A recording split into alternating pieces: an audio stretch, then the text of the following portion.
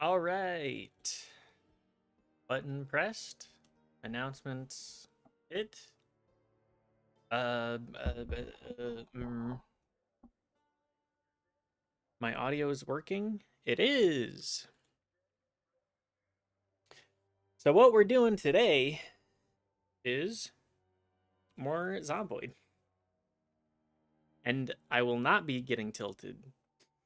Something about yesterday. I don't know. Also, please pardon my lip issues.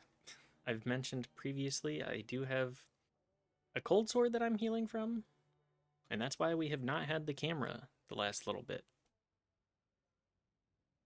Anyways, we're gonna go with some no-tilt Zomboid today. Ideally no-tilt Zomboid. I just yesterday I think I started off on the wrong foot. I was just like, oh man, my save that I put like I don't know how many hours into, like 20 some odd hours.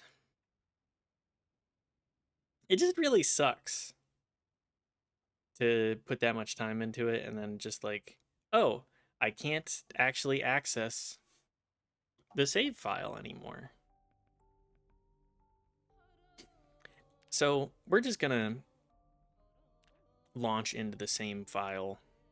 Moldra, we were like the northern part of Moldra. There were a lot of zombies. I have a pretty consistent character. I think I want to. Miss Kitty. Hang on a second. My cat is.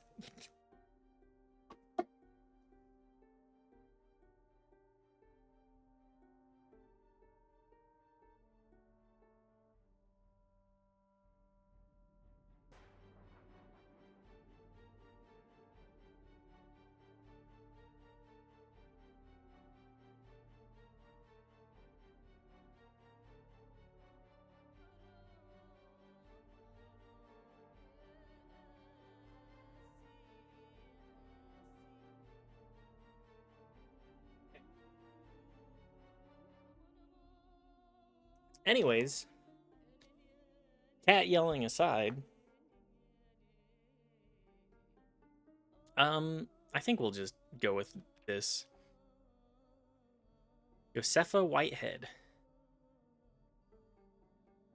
Sure. We'll just give her long hair. Long curly.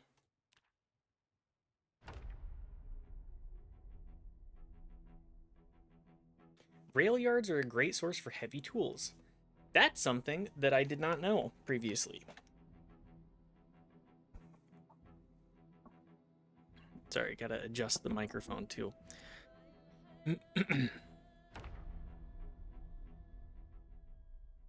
Where are we? Oh, okay, we're not too far away. Old Bank Road.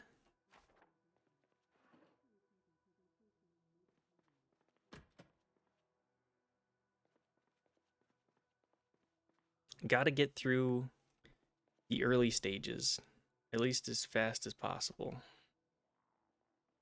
That zombie saw me very fast.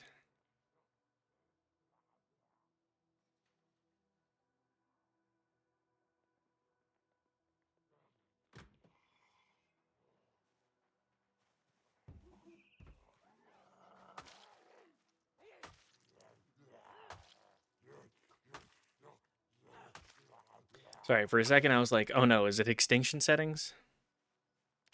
It shouldn't be.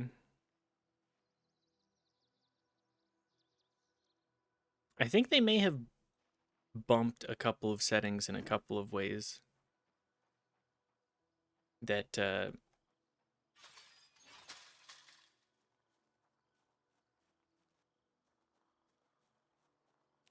have made it so.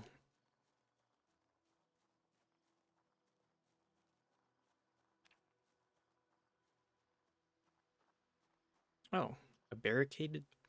You know what? I do want to check that out. I think they did bump like what normal is and what a couple of the default settings.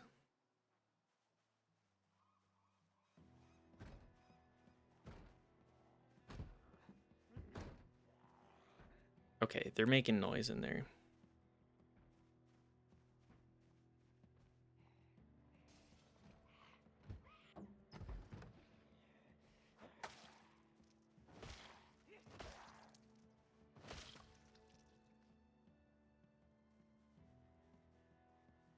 I love that they've added the tie-dye t-shirt is so common.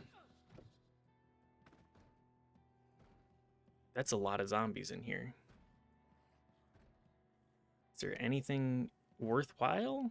Delicious meals? I mean, they have a decent stockpile. Baseball bat. That'll be enough.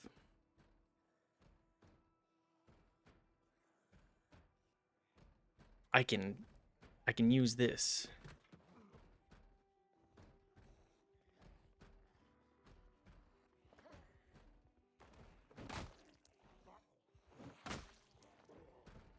I'm just worried.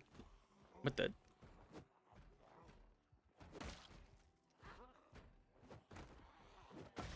This is why I wanted to check this house.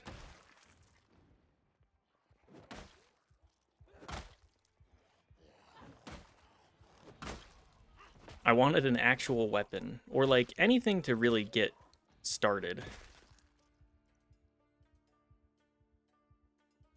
Western boots. God, I would love some good cowboy boots too. Anyways, we checked this place because the predisposition digital watch too. Yes. For the survivor homes to have something worth grabbing. Scrap metal? Okay, that's a Mad Max reference. Fingerless gloves? Yeah.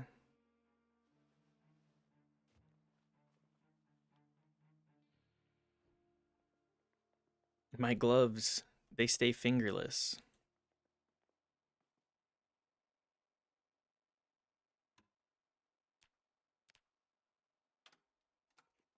I think my biggest problem in playing Zomboid tends to be, yeah, that's fine. I'll just eat that.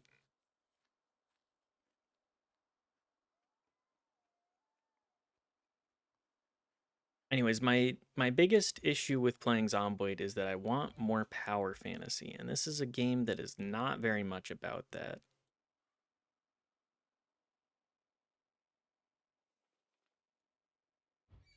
It is much more about, okay, well, shotguns.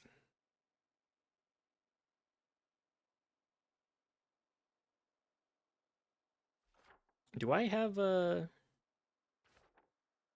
Hang on, I know that there's a pen in here.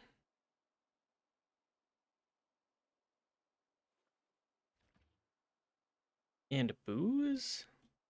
Okay, well, I can use the booze for something.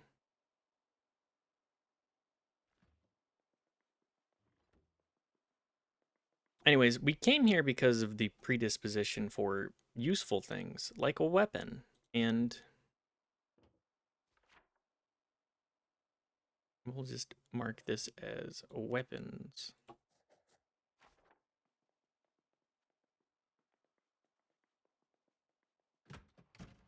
Useful items.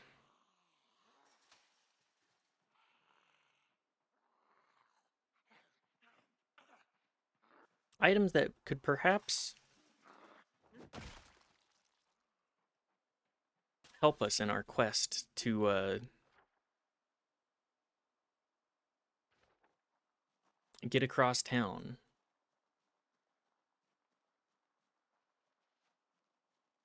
Baseball bat. Still full condition.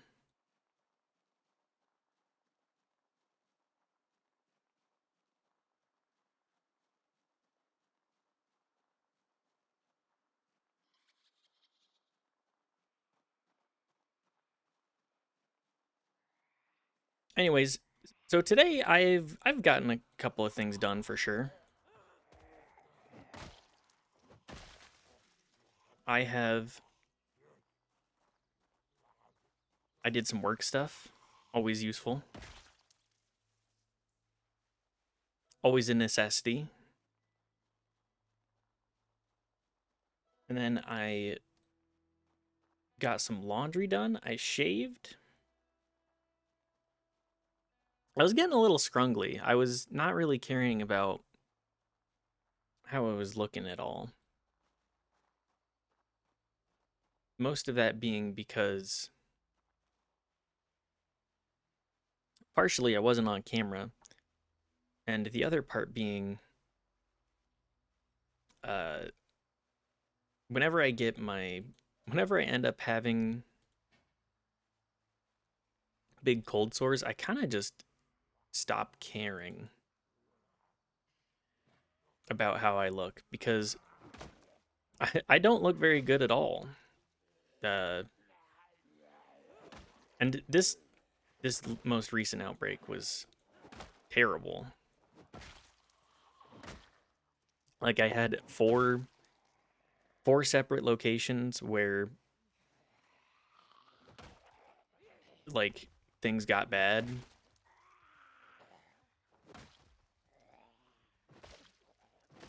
and it just made me go, okay, well, there is no chance that I make it I make my cold sores like look any good for myself.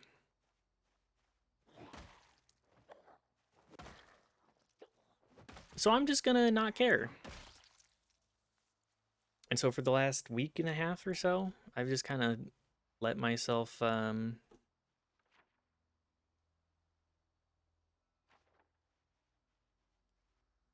grow out the hair, grow out the facial hair, cuz like shaving around specifically for my lips. Shaving around it, it was just like this isn't going to happen. I there was a 0% chance my lip was all inflamed. It was not happening. Anyways, I've gotten some. Sorry, I have a little dribble. My nose is running. I ate food before stream, and my phlegm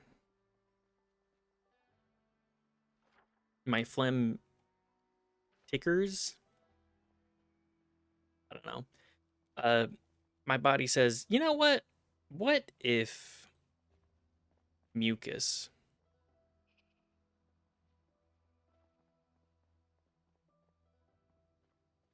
But what if mucus?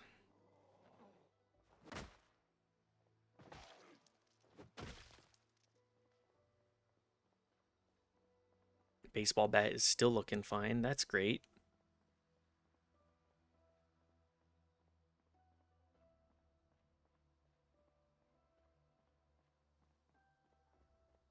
But yeah, I got a couple of things done today. I cooked. I'm very happy with that.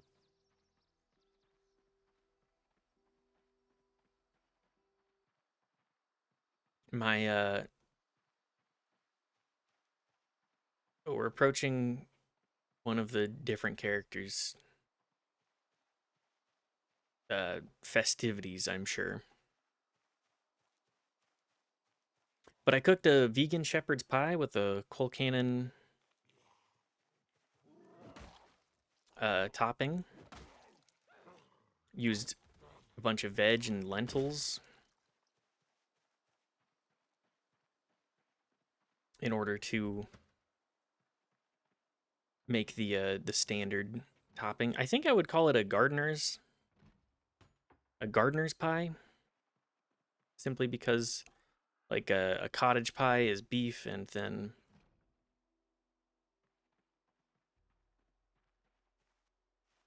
a shepherd's pie is lamb. Like there are differences. There are distinct differences between the varieties.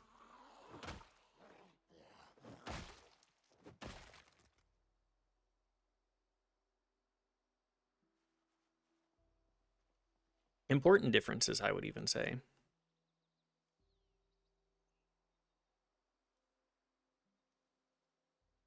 A full tire iron. Okay, well, we'll just put these back in the dumpster.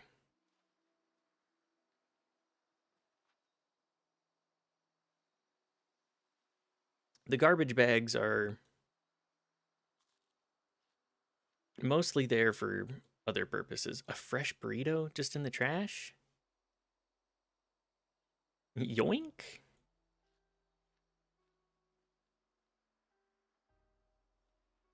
We eat what we can get.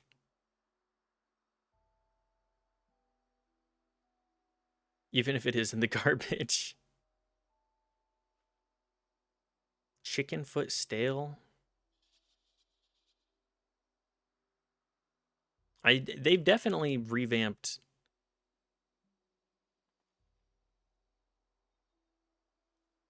what spawns.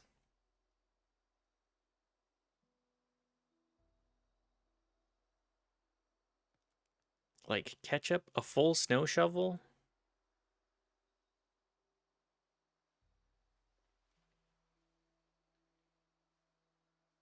It's not just garbage anymore. Dumpster diving actually a rewarding activity. I'd been ignoring it, but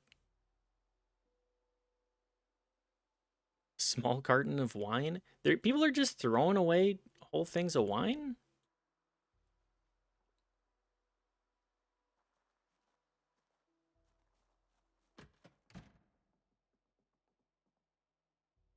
Anyways, as I've been saying, I got things done.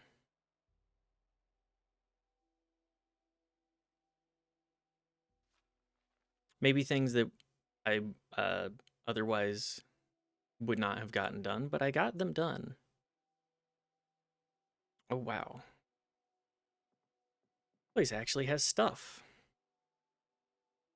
All right, everything in the fridges goes in the freezers.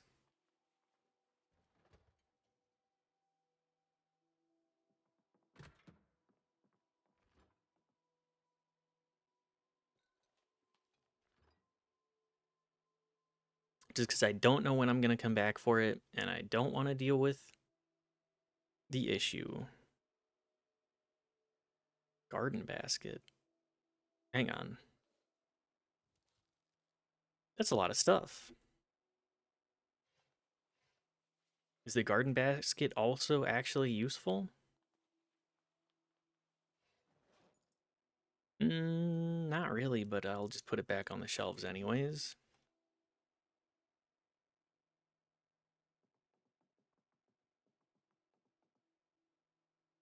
Canned goods.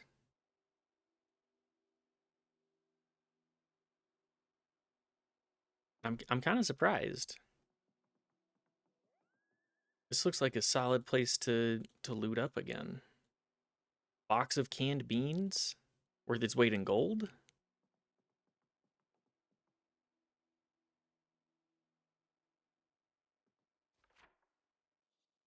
What should I mark this with? Hmm, a paw. Agriculture is adjacent enough, I would say.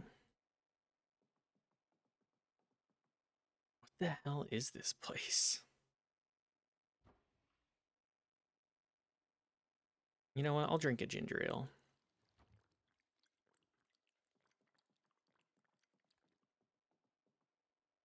Fresh hot dog. You know what?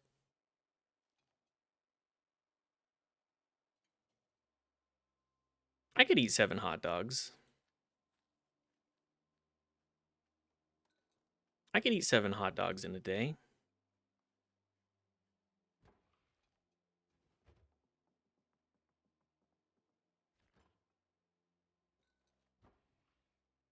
Whitest kids you know, they understand.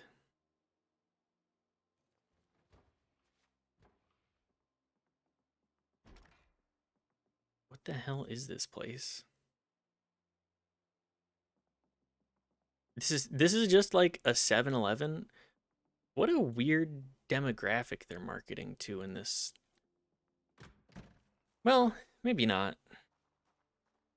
Couple of different places going on. Couple of different things going on for it. Hi, baby cat. What's up? Hi, miss. Want to come hang out? Yeah? Yeah. Come here. Oh, do you want to cuddle? Come here. Come hang out for a second. No? Okay. I am going to be yapping. Here. Go sit in your nest.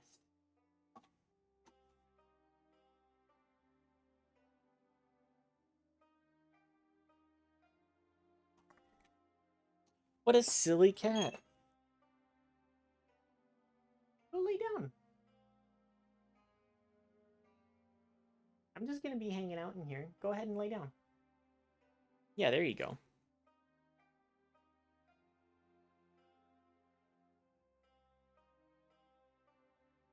Yeah?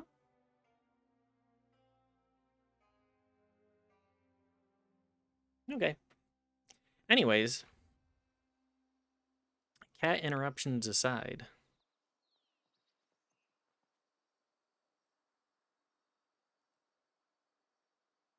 You can make a tarp sling bag. Tarp poncho. Okay. Are both sides of this locked? Yeah. How about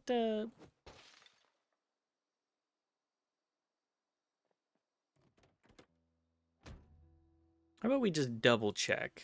Firefighter jacket? Baseball cap?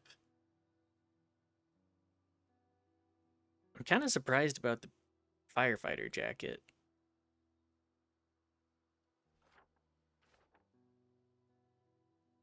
I wonder if this has any gas in it.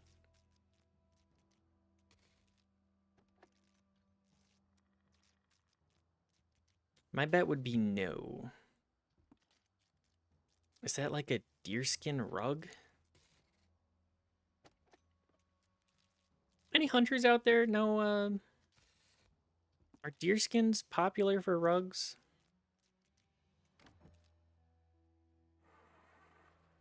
I don't feel like they are.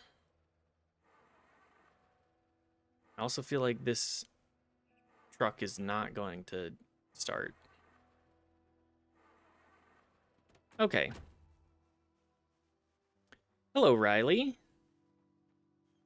Thanks for stopping by and saying hi. Much appreciated. It goes well. How about you?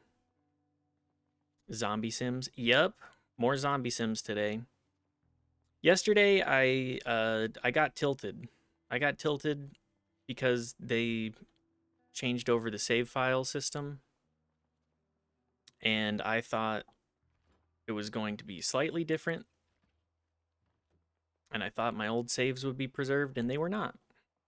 So I was a little sad. I came into the stream pre-tilted, but now knowing that, I'm like, okay, well, we can deal.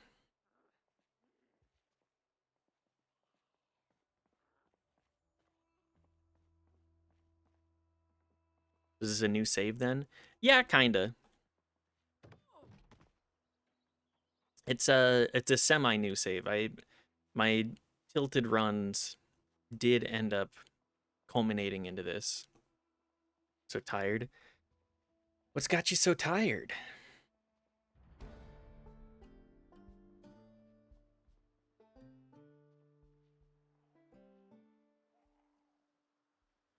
Work stress? What's got you work stressing? Vent it out, bestie. People being bad at their jobs. Oh, a more common issue than you'd ever believe. Maybe you need to fire some people? Ooh. I hope that you're not on the block for that then. It's okay if so, it happens. My biggest worry, working a normal 9 to 5 job, the biggest worry that I deal with myself is like, I'm just gonna get fired for no reason. I'm the one doing the firing. Oh, that's that's another level of stress for sure.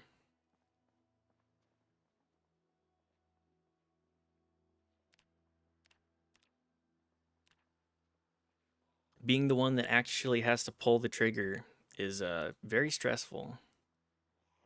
Our new admin isn't really working out. Oh, that's very stressful.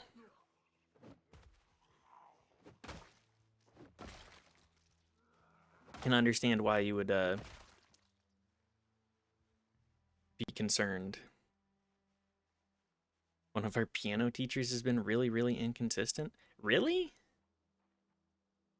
Well, I don't know. Music is one of those.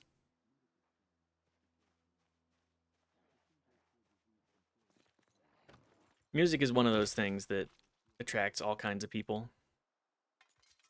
Calls out too much. Yeah, that's usually a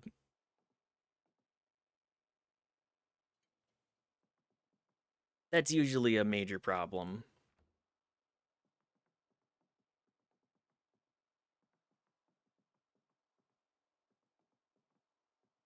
We're taking a loss in his studio.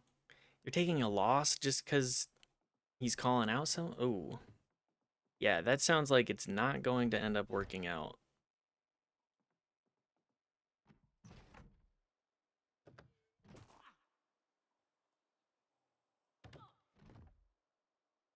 We're a small school.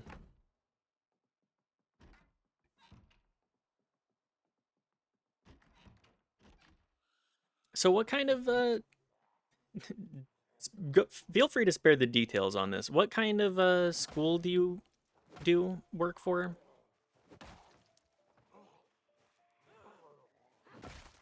I just would like to have a slightly better understanding of what's going on. Manage a classical music school. Okay. Aside from, the obvious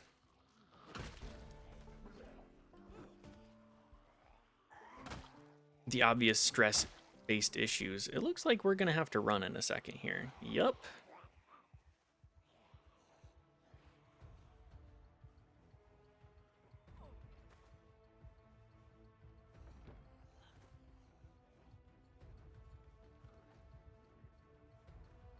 Aside from the obvious stress issues, how do you feel about that sort of career path for yourself?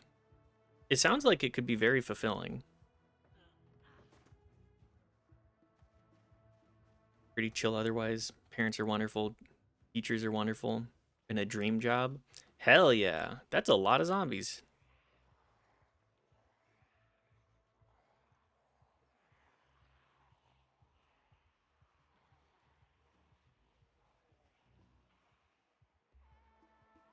Um, this is going to be a much more difficult scenario than I thought.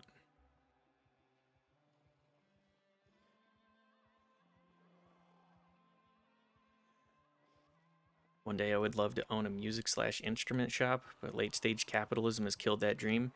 Yeah, late stage capitalism is kind of the bane of us all, I would say.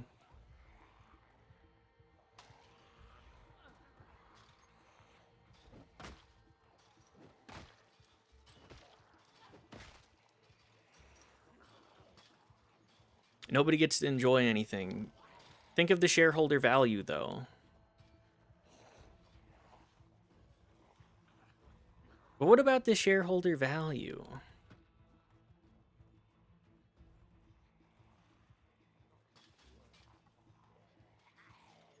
Shareholders be damned. I feel that.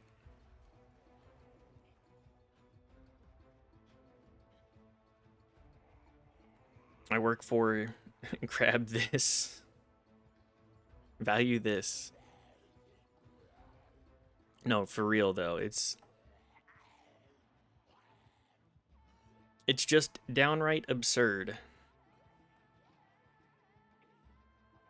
to sort of what is expected of us as individuals. Like, oh yeah, well, we have things pretty easy. You should be grateful that you have a place to live and food to eat in exchange for your continued servitude. What do you mean you don't appreciate having 90% of your wage go towards paying for said place to sleep and food?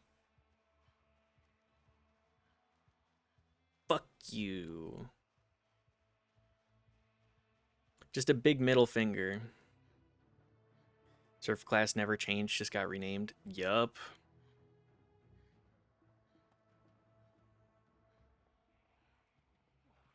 We all continue to bear the burdens of the upper class, believing that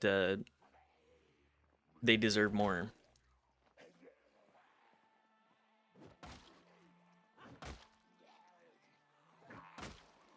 And like, I don't need money to be happy.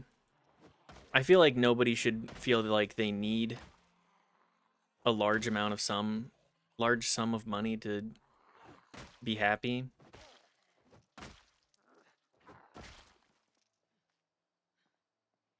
But damn, is it annoying when it's like, okay, I do need to stress about money because otherwise I don't get to eat or live somewhere. Blame Ronald Reagan. You and me both. I don't need money for happiness, but I do need it to fucking live. That's a that's a mood and a half.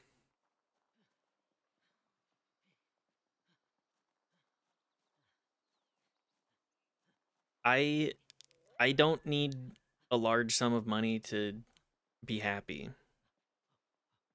And that's not just copium. That's not just me saying not just me saying that to feel okay about where things are. Discord. I need to actually set up bot mods. Here, let me I do have a Discord here. Let me um we'll just boop if you're interested.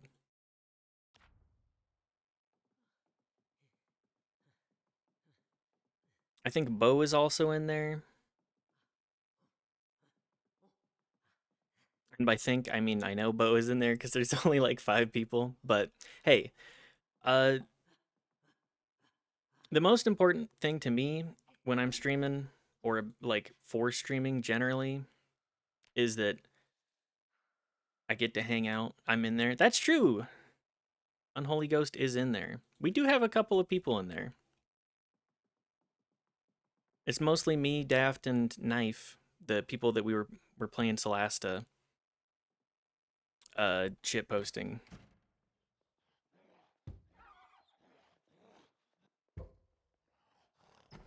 and also the notifications. But like that's a given.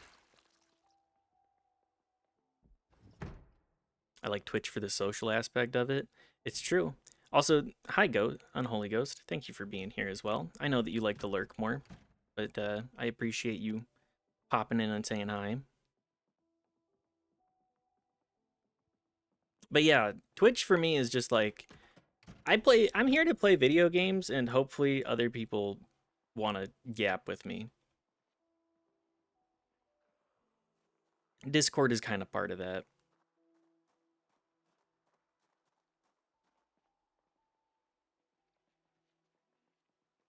For a long while I was like, do I really want to make a Discord for it? And then I was like, I came to the conclusion that it's really the only way to actually like grow a community. So parasocial, Twitch is amazing for that. Twitch is great for being a little bit parasocial. Just a smidge.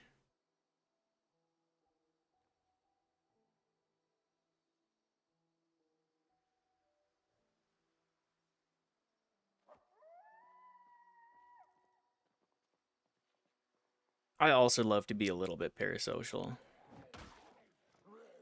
We can all be friends. I want to be friends with all the streamers I know, but that's insane. You can still be look, I'm not I'm not of a substantial enough community that that's infeasible. But I also have to bear in mind that if that does change, then it's it will become a little different. My big thing with streaming and everything is just I want to be able to be friendly with a lot of people and I want to be able to share my life. Well, maybe not my life. That sounds a little bit less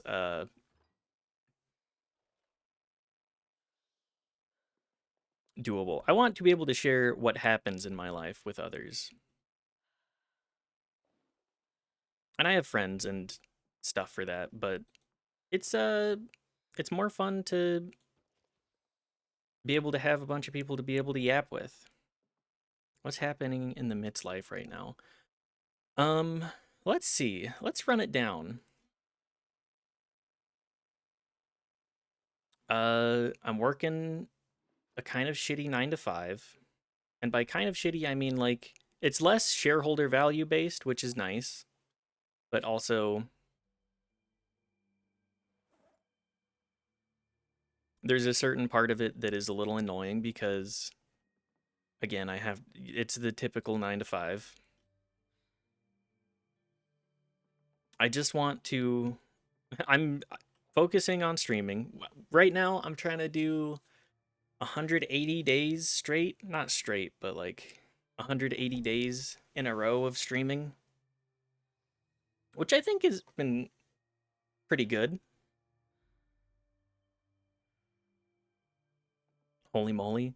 Yeah, it's a little bit of a stretch goal, but what's the counter at? 105 today?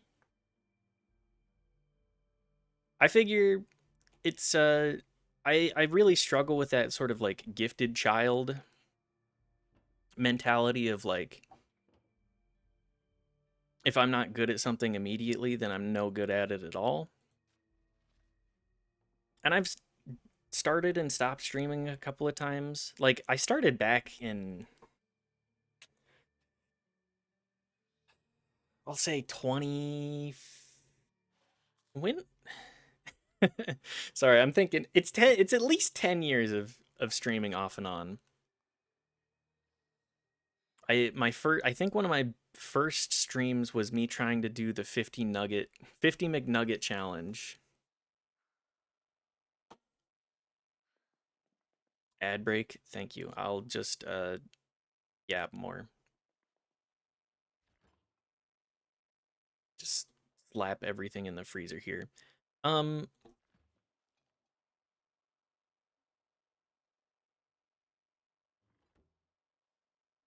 what do I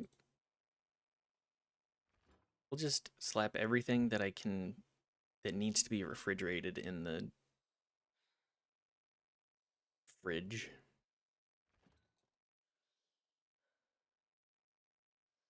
Booze can go in the fridge too. Roy's peanut butter pucks.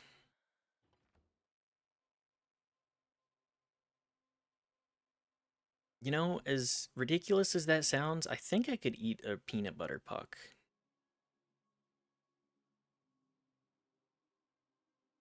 I think I could go for that.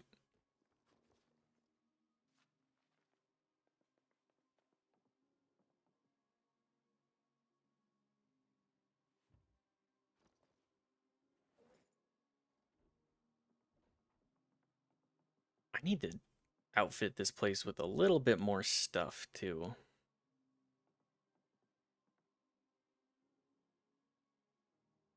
I'm free. What was I talking about? Oh yeah. One of my first streams was eating or trying to do the 50 nugget challenge with some former friends. And let me tell you, that was that was an ambitious endeavor. I'm not very good at eating at the best of times. Oh, I didn't read the real as F and same. Yeah, it's the whole like if I'm not good at if I don't start something and if I'm not immediately good at it, then why bother? And I really like streaming. I love the social elements of streaming. I love being able to like just talk about life with other people and sort of be like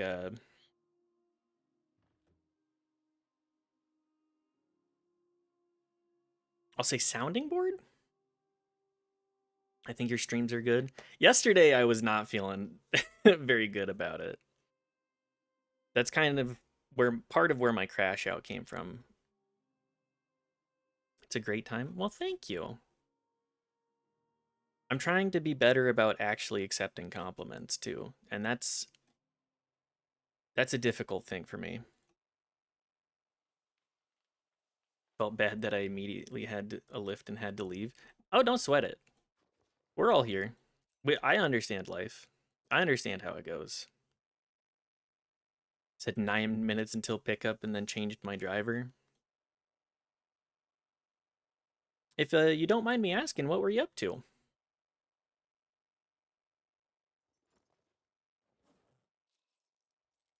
What kind of stuff were you getting up to in the evening? Leaving work? Ah, yes. Oh, so do you have I'm going to assume that you're in the US. This is probably a silly assumption. Indeed. They got you working late. Texas. Mmm.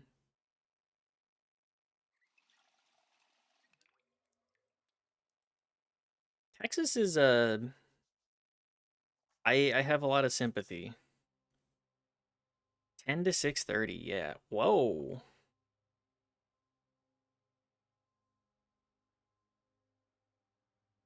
Don't put that on the floor. Put it on the counter, please. Not on the floor.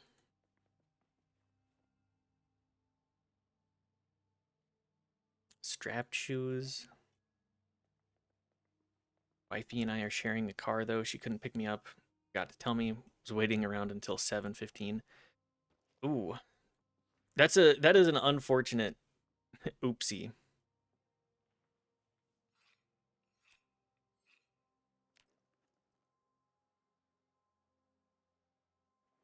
Yeah, a very unfortunate oopsie to be down a ride like that.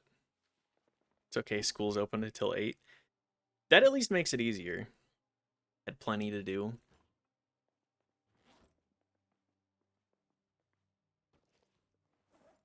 We do appreciate that at least. Although I would not be too keen on working that extra time. One of these bodies is my former character. Let's They had a Molotov on them, right? Yes, they did.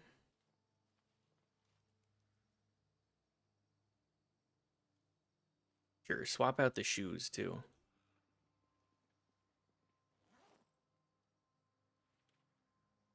Your former characters exist as corpses in the game? Oh yeah. If you decide to load into the same world or same save, you just if you die, you start as a new character and everything that you'd done previously is still around. It makes for a very interesting like okay, well, obviously you want to keep your characters alive because the skills don't carry over. But if you know that you're going to die, it's like, okay, well, I can do kind of a last person standing kind of deal and just like have a perpetual farm, a perpetual world that you get everything done in.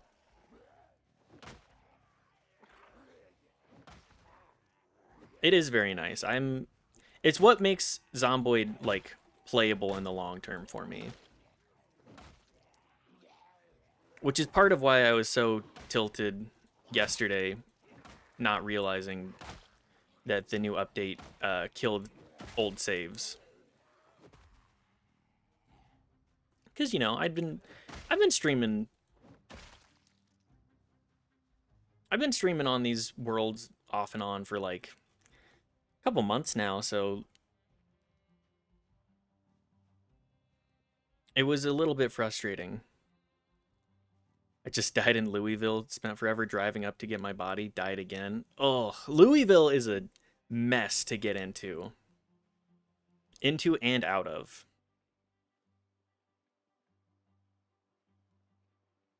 I think it would be a fun mechanic if when you die, an NPC took over your base. You had to take it back over. I think at some point they do want to add NPCs, but everything I've seen for potential NPC stuff, I'm like, this still needs a little bit of work. Like they just added animals, and I think that's the extent to which they're really gonna be adding NPCs for most of this patch. And this patch is like huge.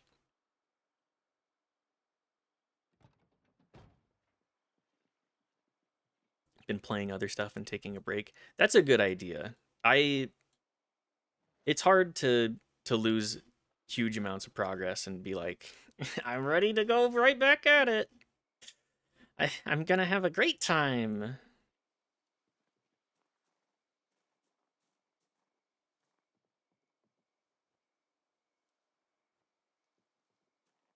Can you drive the cars? Yeah.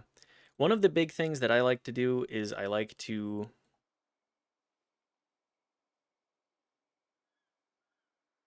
use the cars to run over a bunch of zombies. Either that or get Molotovs and make a big mess.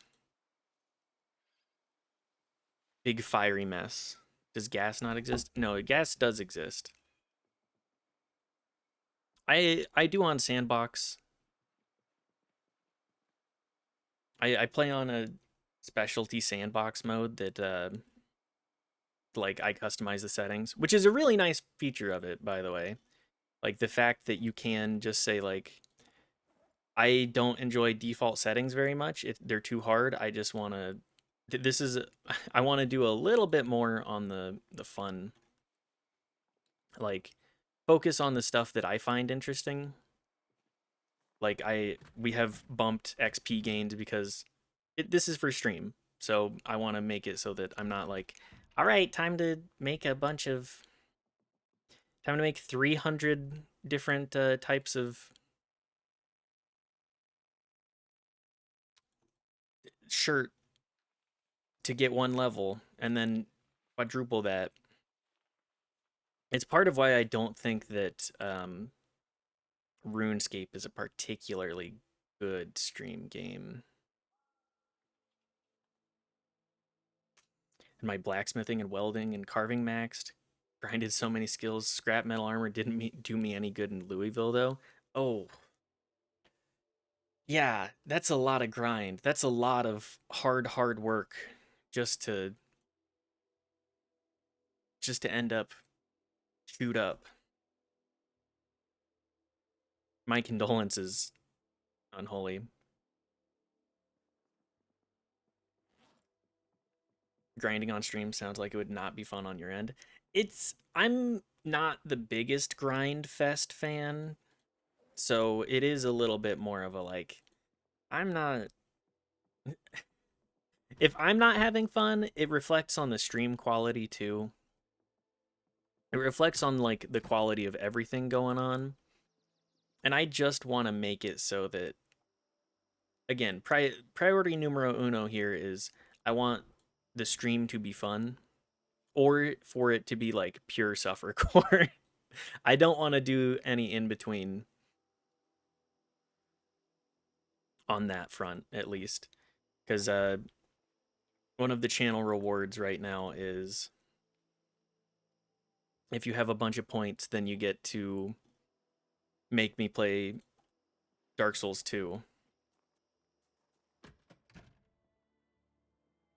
And to that game is I notoriously am on record for saying this shit sucks and is less fun. What games make me suffer? Dark Souls 2 is one of them. Um Really a lot of suffercore for me, like if I can find enjoyment, I think part let's see. An aspect of suffercore for me was I think the old Fallout games.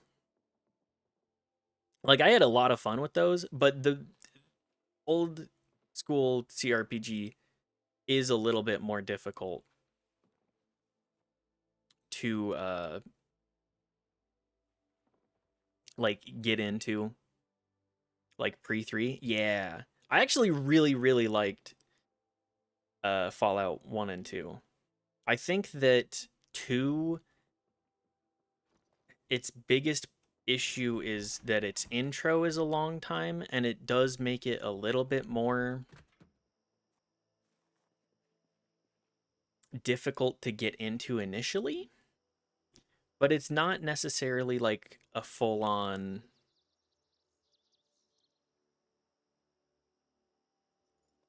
like deal breaker. It's just you got to learn the language of the game. I wish I played 1 and 2, but I don't know if I can take the gameplay part of it. The gameplay, it's it's a late 90s CRPG.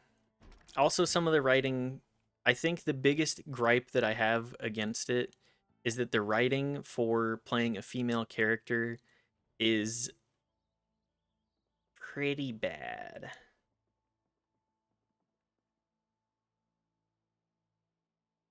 Like it kind of is how would I describe it? I would say that it's like girl boss feminism adjacent in that people are like, I hate you because you're a woman. And then you can respond and be like, I hate you because you suck. And it's just like, I'd rather just not, I'd rather we avoid that whole debacle generally. Unfortunately, true for all Fallouts. I I don't think I really felt that in the newer stuff, but it's been a hot minute since I've played. I think New Vegas is the only one that I don't think I've actually played a female character in New Vegas. Hmm. I think that will be something that we remedy coming up soon. I want to do Tale of Two Wastelands, where it merges Fallout 3 and Fallout New Vegas. And I want to make a character, I want to make an energy weapons character. And that's really it. I just want to make an energy weapons character because that's something I haven't done before.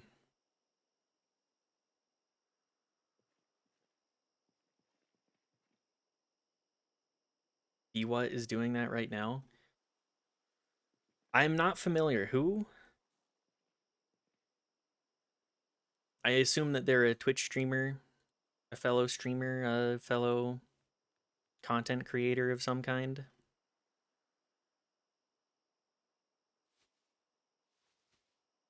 B. Watson. Okay. Forget that not everyone knows everyone. I wish I did. I would love to I hate the term. I would love to network more. Do you know Brungo? Oh yeah, I hang out in Brungo's stream every now and then. I think I've seen you a couple of times. Brungo, Prey, the Nine Bad community. Started with Brungo and branched out from there. Congrats to Brungo for coming out, by the way. Good for her.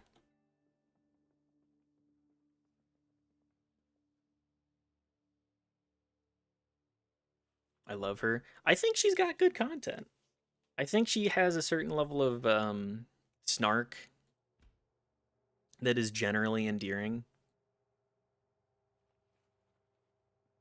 Sort of that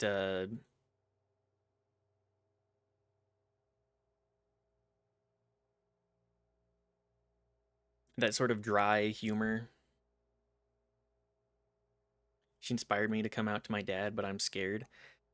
Having come out to parents previously and had having them not be very accepting, um, it's hard. It's hard. I think what you gotta do is you gotta do what gives you the most peace.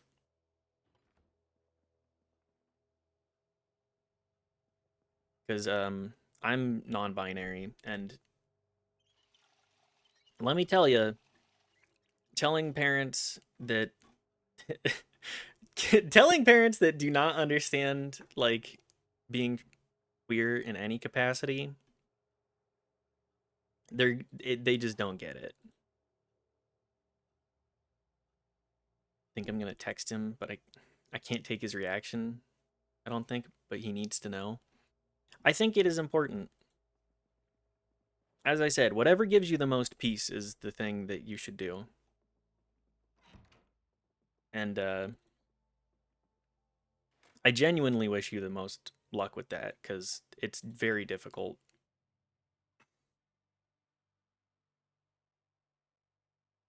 Been stressing about it for 2 years. Ooh, that is that is quite a bit of time to be stressing about that.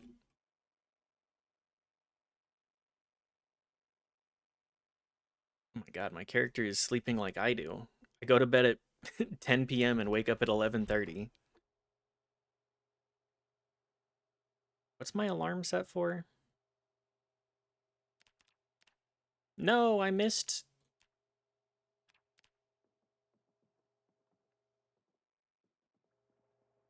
my shows.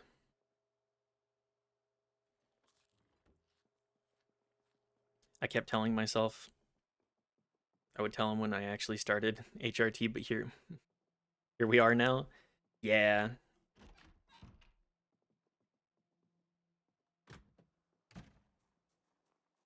It's a difficult journey to be true to yourself and also talk to the people that raised you. Personally, I'm of the opinion that not everybody needs to know, but again, that's the hell. Oh, these are fresh? Oh, I know what I'm making for lunch. Actually, hang on. I want those beers too.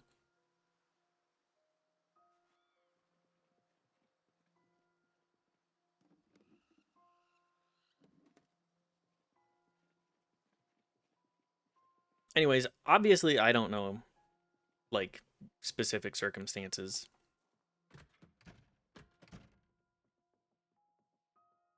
but I do think it's important to be able to say this is who I am and this is who I choose to be. Not to get too sad about it, but I wish my mom was still alive because I just out to her and let her handle the talk with my dad.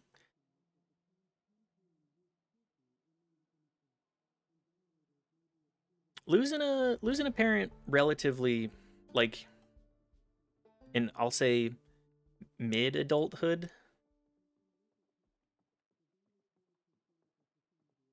No one no one has a layout. No one has a good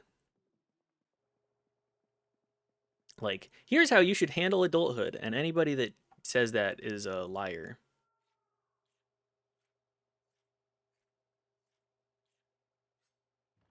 But it's never easy to navigate that stuff.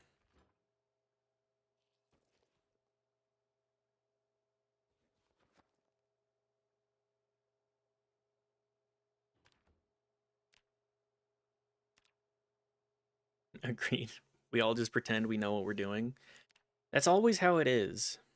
That's just how life is generally, of course.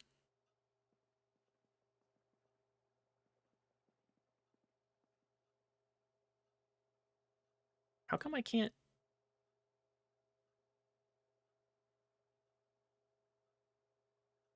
Too small for slicing. Okay, well, I guess we'll cook it whole. Oh, I left my oven on. Oops.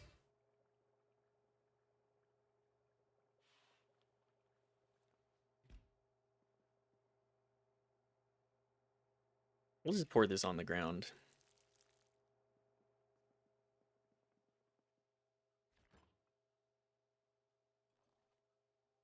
Took being an adult to learn that adults are only slightly less clueless than children. Yeah, it's all of the illusion of us knowing what we're doing. Like me, I have been I've been an adult for, 10 years now, and I have no fucking clue what I'm doing. I don't even know what I want to be.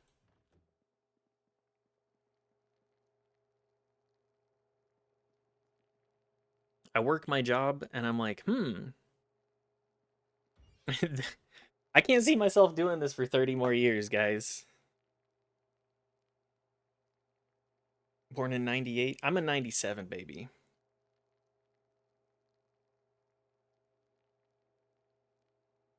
I'm a 97 child. So, same era. Sick as F. Are you a 98 baby? I assume purely from the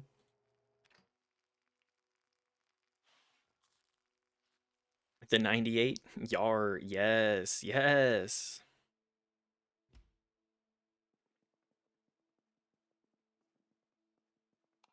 It's all of adulthood is just I've not worked a single job that I've been like, wow, I feel great. I feel great doing this. It's a scam. Yeah. You can say that again.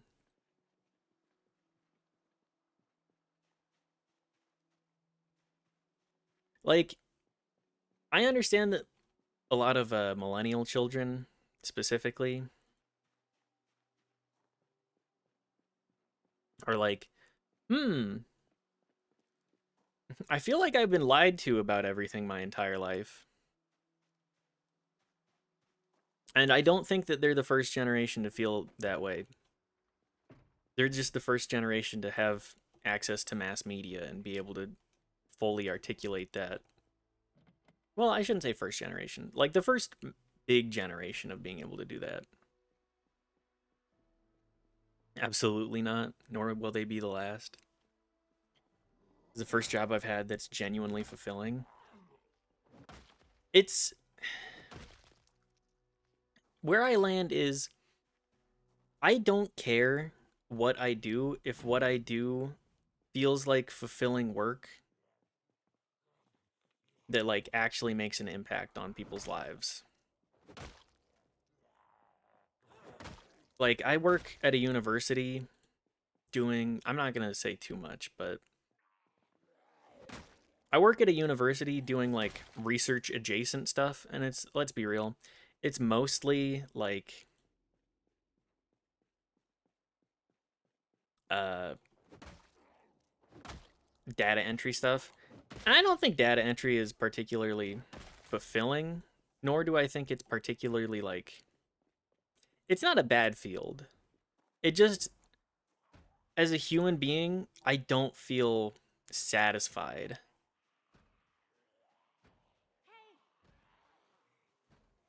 I like the animal parts of me do not feel like they are being worked and I don't feel like I get to do the social things and I'm It just stresses me the hell out.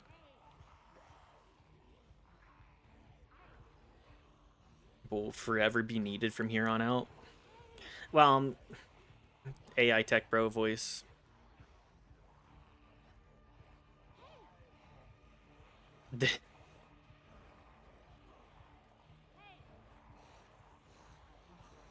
Well, we don't need data entry.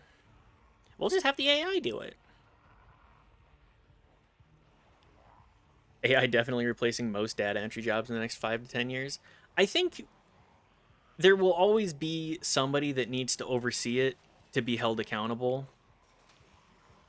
Because if you trust, I don't trust AI to do it because it's just all AI jobs will need overseers for sure. That is, I have zero doubts about that. There needs to be somebody that can be held accountable. Otherwise, there's no point in even having AI as like a thing at all. The grunt mundane stuff on the bottom will be replaced. Yeah, I all of the stuff that I see that's AI related, I'm just like, I'd rather just have somebody that's a computer scientist work on this. Like computer engineers, we will always need a computer engineer involved, no matter what the AI process is. At least that's where I land. And I'd rather have somebody get paid to like make sure that it all ends up working, you know?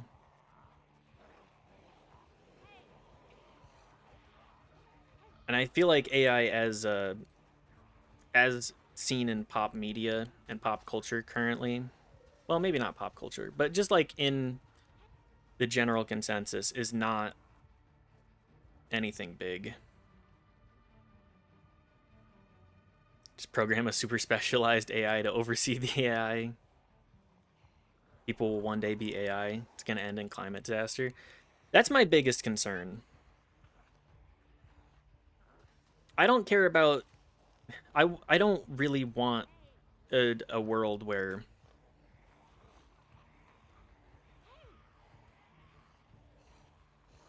everything is done well.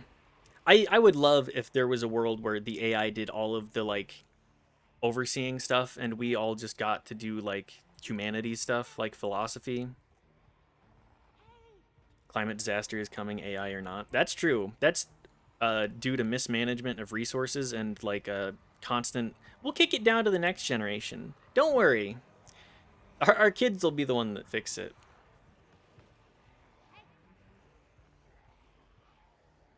Why can't the AI systems be cooled by piss or something? Why does it have to be fresh water? That's the big thing, huh? Why do we need to use our limited resources that are actually like useful for Grok? Because that shit ain't working. Grok is not. Grok is not gonna be the AI of choice.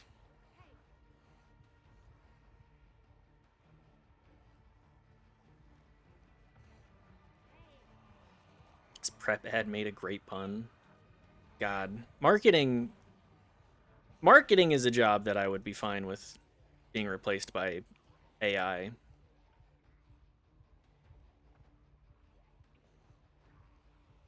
Why is this not working? Do I need a different?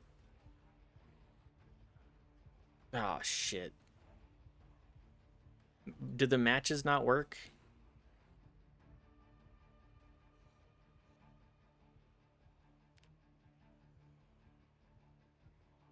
It's not the AI's fault, TBH. It's HVAC units. They all use water. The facility in general. Server racks themselves use no water. Yeah. HVAC as a whole is like a beautiful invention. But I think we really suffer from the issue of there's only so much that you can scale up. I manage a data center. Mmm. HVAC sucks. It's a beautiful invention in that people can actually live in Arizona, right? Like we have seen societies leave those areas because it gets too hot and there's no water. And yet we decide the hubris of man decides, just build a big ass city in the middle of the desert. Don't think about water. Who needs water?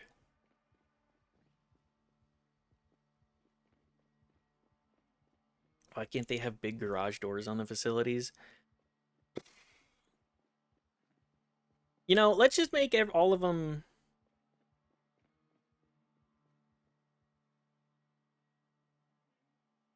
Let's just make all of them in a giant Costco. That sounds like a good idea to me.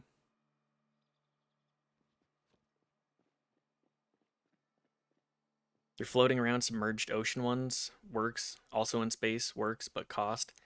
Yeah,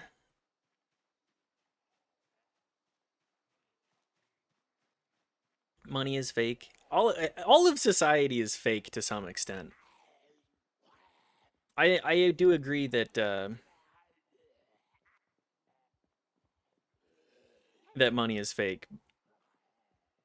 Eventually, we'll have nice organic chips that are way more efficient and don't produce heat. Won't need to be cooled like our current tech. Is that feasible? Do with the rules of thermodynamics? I just simply don't know.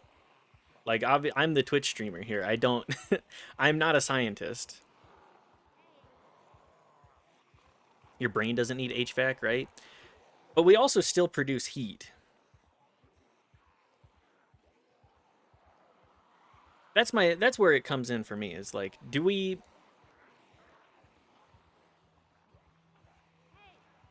How much heat do we produce? Minimal.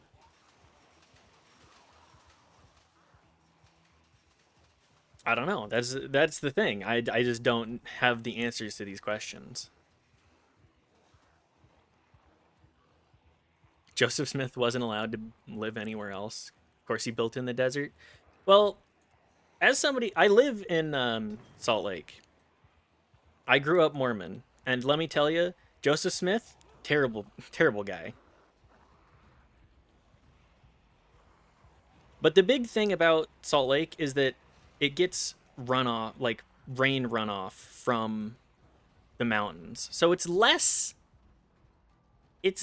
of a major concern than somewhere like Phoenix, Arizona, like Arizona generally. Right now, if you look at a CPU made today and a CPU made 5 years ago, almost same size, same thermal output, but 5 times the processing power, efficiency is the name of the game. That's true. It all comes down to how efficient can our tech get, but also what incentive do we have for the what incentive do the big corps have to make it efficient? Because right now I don't feel like the incentives are enough. Can we use the same amount of power to get more operations per second? I believe so.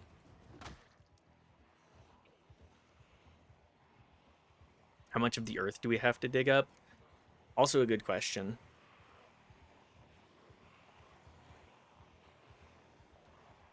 Like what do we have to do in order? I think we do need to do a lot of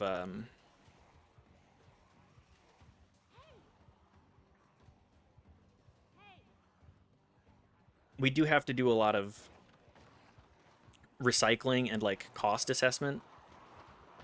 Uh-oh.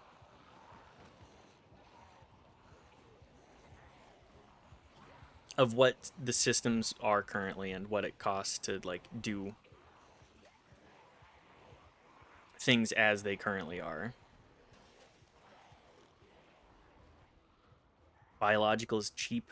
Grow it all in a petri dish instead of mining it out of the ground. Look, if we can feed a computer like soy meal, soy mash, tofu, I'm I'm interested. I'm interested in it.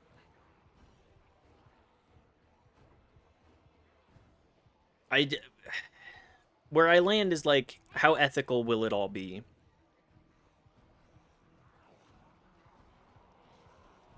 Because if it becomes a system similar to like factory farming, I I like having meat on hand, but I don't like looking at what goes on behind the scenes there.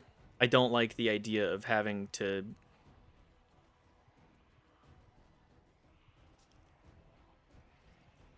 moralize and really come to terms with like, oh shit, these are these are living things that are doing computing for me.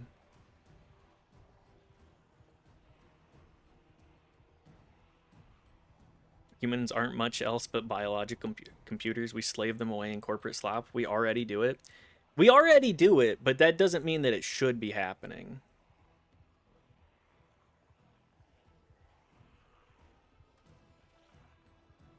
That's where I land on it. Is just because it's the system as is, saying the precedent is already there. The precedent can also be overturned and should be overturned.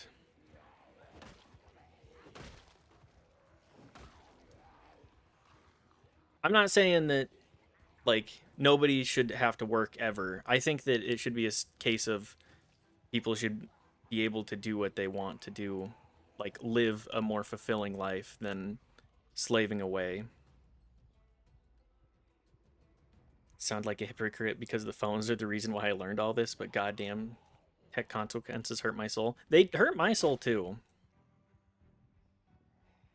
Like I grew up as an iPad baby. My life would be vastly different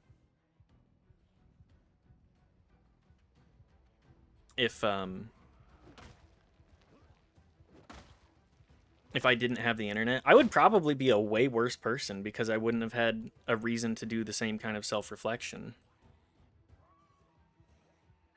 Lurk, gonna go get dinner real quick. Good luck with your dinner, Riley. There's a good short book about this. Mana, post-scarcity civilization, etc. One thing I love about when you speak up Unholy is that I always add stuff to my list of things to look into. Because I am ever trying to grow who I am as a person. Mana.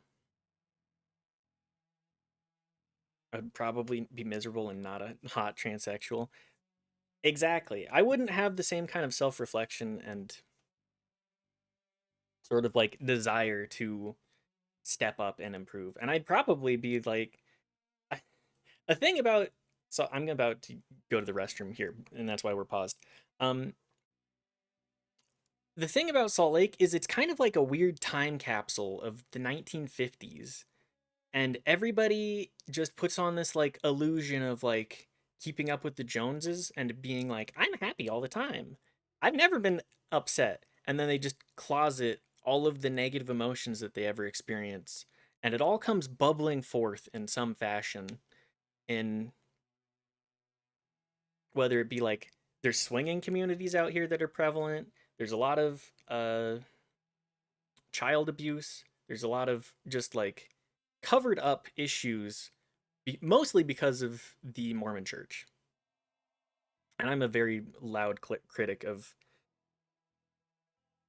I'll just say, organized religion generally, because oftentimes it is how can we cover up the misdeeds of the individuals within the organization.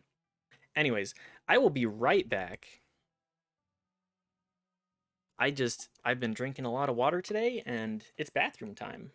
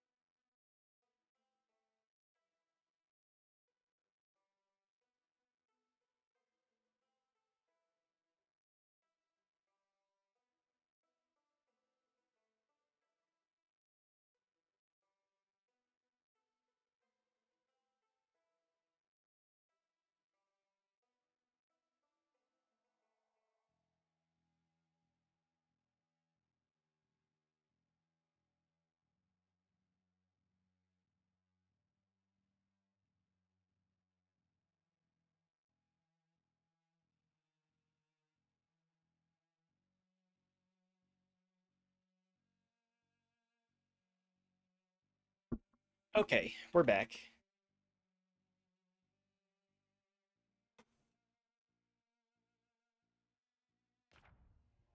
Talking about organic processing, I think about that. What is it? It's the petri dish of brain cells that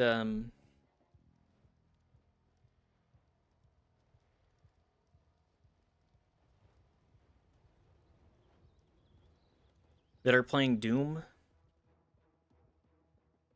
Is that still a thing? Put a PDF in for the book in the Discord in case you're interested. Only 50 pages. Ooh, I just added that to my list. Hang on. That will get 54 pages. Yeah, that I will be looking at that later this evening. Thank you. It does actually it is something that I'm interested in looking at. And as I said, I always appreciate you chatting here because I get a perspective that is different than my own, and I get to learn more about things that I would not already have looked into myself.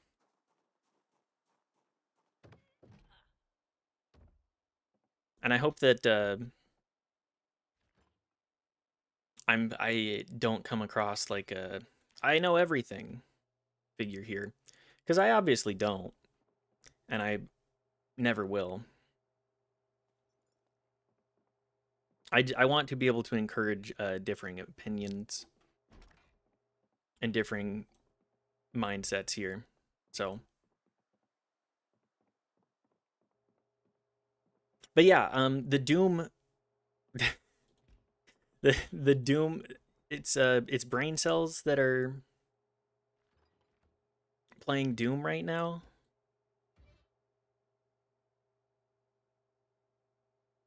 Humble as hell, don't come across as a know-it-all. I certainly hope not. I think my biggest issue, aside from like crippling self-doubt, is I'm really, really bad at first impressions. I always put my foot in my mouth in some fashion.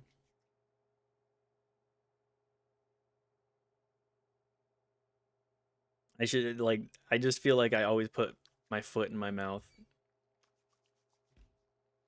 Typical liberal knows the answers for everything.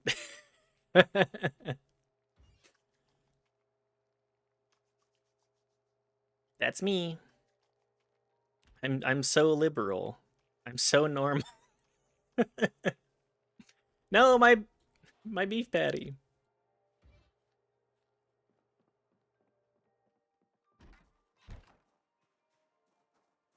Disagree. I enjoyed you the first time I popped in. Well, thank you. I Are you eating uncooked beef patty? No, it was almost burnt.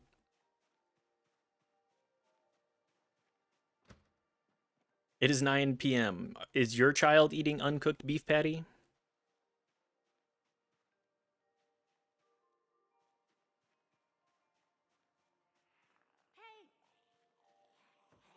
But yes, I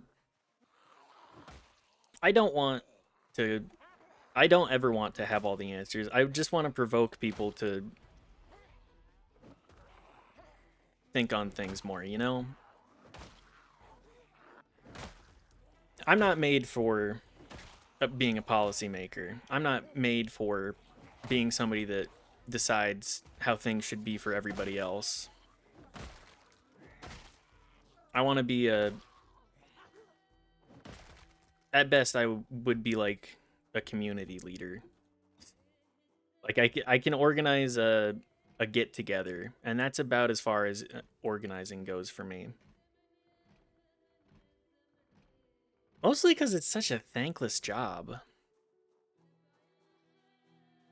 Like everybody loves doing social activities with other people.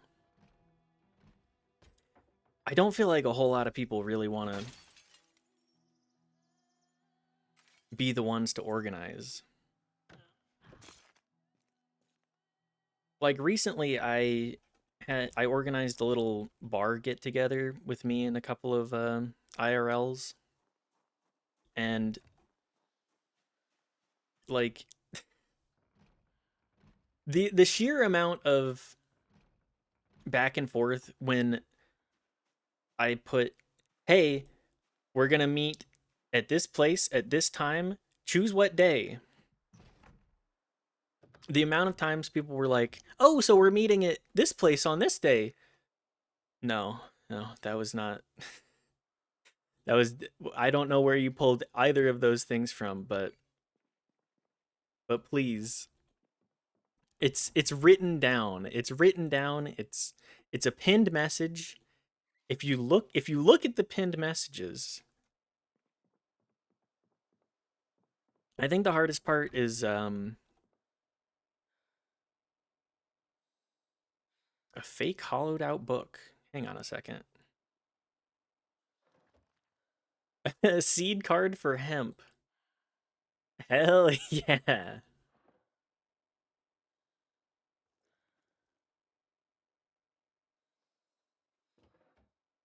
Too tired to do anything? Too anxious to be the organizer? I feel very similar. I'm a very anxious individual generally, and every time I do put forth that effort, I feel it feels like I'm pulling teeth.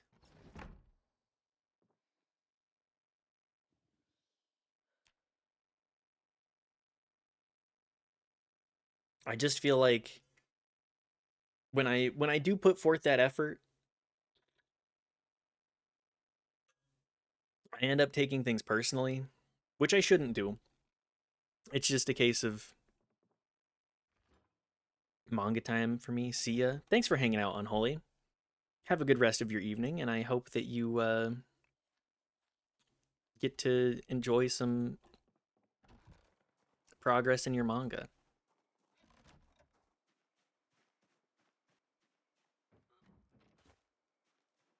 Anyways, when I'm when I'm organizing events, I feel like I take things very personally, that people don't put forth the same amount of effort in, like, even just the reading. I it makes me a little upset because I'm like, come on guys. I'm the one I'm putting forth very little effort here, and you can't even match that. You can't even you can't even do that for me.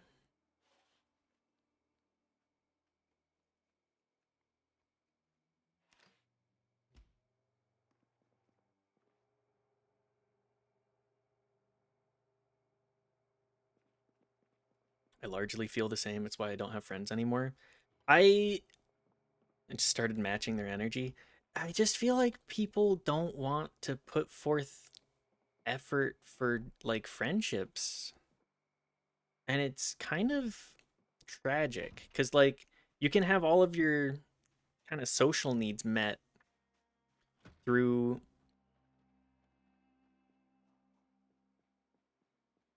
I mean, I'm indicting the platform upon which I'm on. Like they're you can have all your social needs met through watching YouTube and Twitch, and like being like, I'm a part of that community. I don't need to worry about having other friends either. And I'm not trying to like point this at you. Obviously, I don't want to. I I want people to feel welcome and to feel like it's a good thing and I enjoy their presence. But I feel like a lot of people just aren't capable of, what the hell? Of realizing that it takes more than, I'm okay with being parasocial. Again, as I'm saying, and as you have just said, like people don't want to put forth the effort. I'm I am willing to put forth the effort if I can get any amount of effort match. And when people aren't willing to put forth any amount,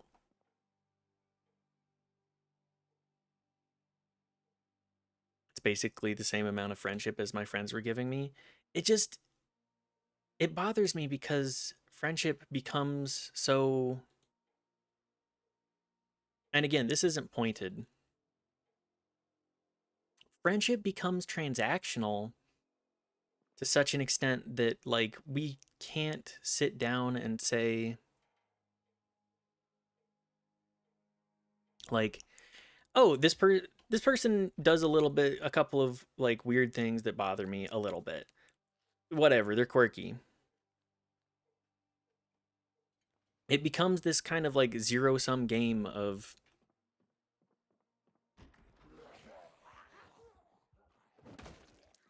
there's no, if you can't like enrich my life, then I don't want anything to do with you. And I think that's a harmful mentality to have.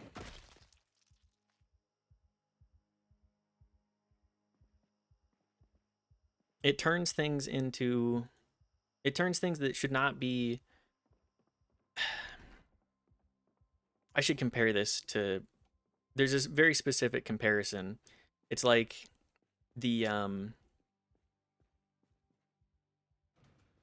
I already live a very fulfilled life. If you as a partner can't um like add to that, then I don't want anything to do with you. I The point of having human connections is to be that like there's the give and the take, and like there has to be a downside to the upside. If it's all gas all of the time, then none of it is actually gas.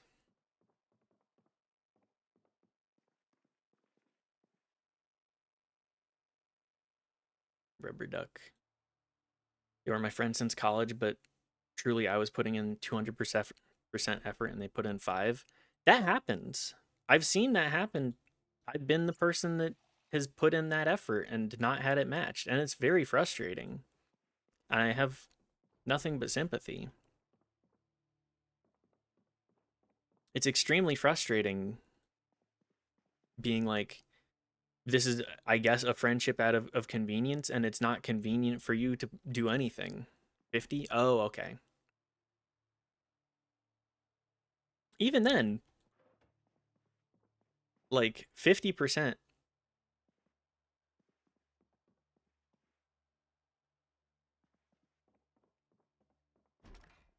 compared to 200, that's just not tenable. You can't be the only one to put forth effort in a relationship. Otherwise, that's not a relationship, that's parasitism.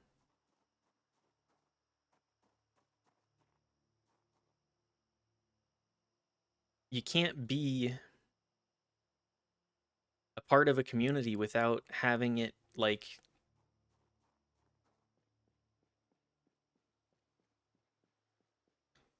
without it having some kind of like take on their end. It can't be you giving or you taking and them giving.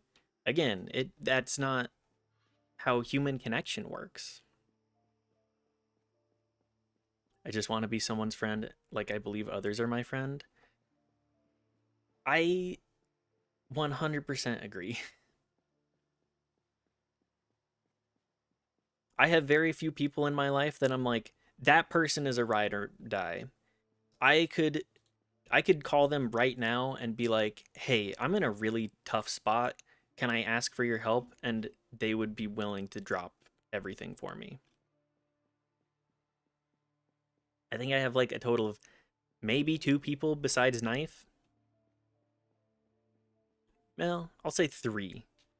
Say 3 besides Knife because, they're my spouse. That's like that's kind of what you're signing up for with that.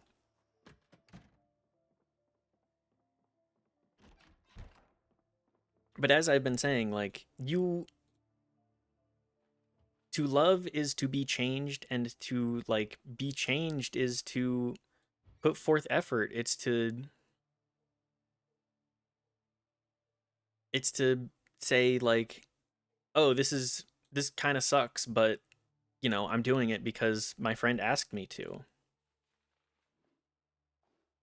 I'm doing it because I want to for my friend. Is this something that I enjoy independently? Not really, but I'm doing it because it's as simple as being there for somebody who has been there for me. My wife, she's all I need for emotional needs. That's kind of how I feel. Knife is my life. Is that just on the floor here?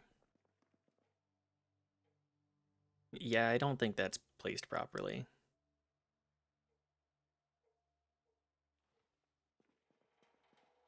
Whatever.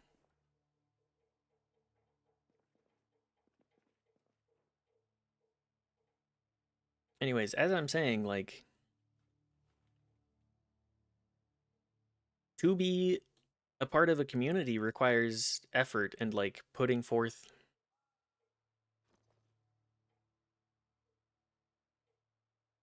more than just the bare minimum.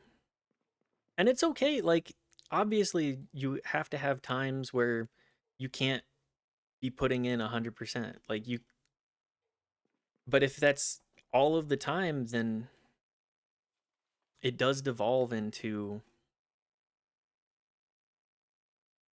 a certain kind of like, well, I don't need to worry about it because other people,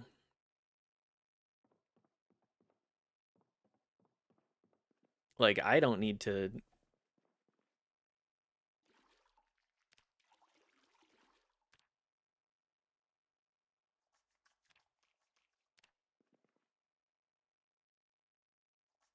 I don't need to put forth the effort because other people will do it for me. And I don't think that's a good way to be. I think it's a good idea to be somebody that I would rather be somebody that feels like I'm leached from slightly more often, even if it does hurt, because it does hurt. I want to be able to be somebody that can sit down and say, like, I'm putting forth my best foot back from Adland. I'm sorry, I need to be better about paying attention to my ads and like putting them actually starting them or setting them when I do a quick break.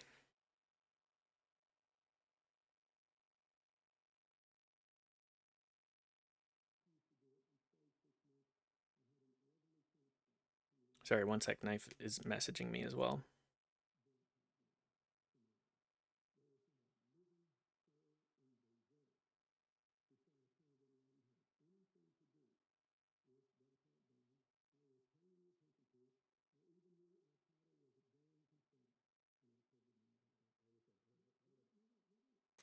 Anyways,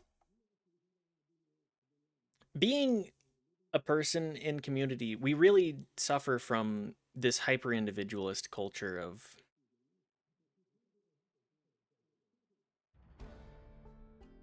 this whole idea of like, if you don't add to my life, then you shouldn't be part of it.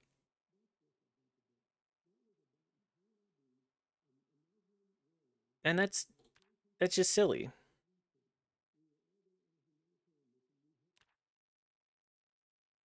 I think we as people need to be able to say like, okay, well, I do need to put forth a little bit more effort into a relationship. I didn't cut them off or anything. No, I understand. Just don't reach out first now. I think that's a perfectly reasonable boundary to set. I think that's a perfectly reasonable way to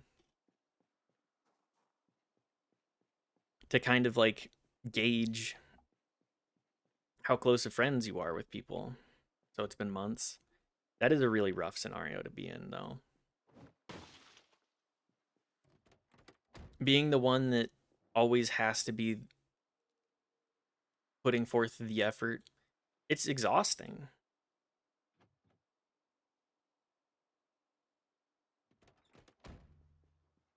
Woof, Waga.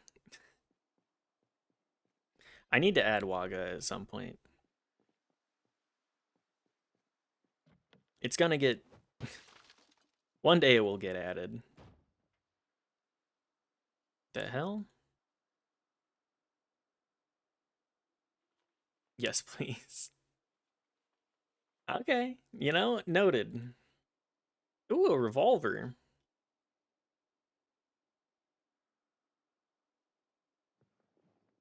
140? What kind of gas does this thing have?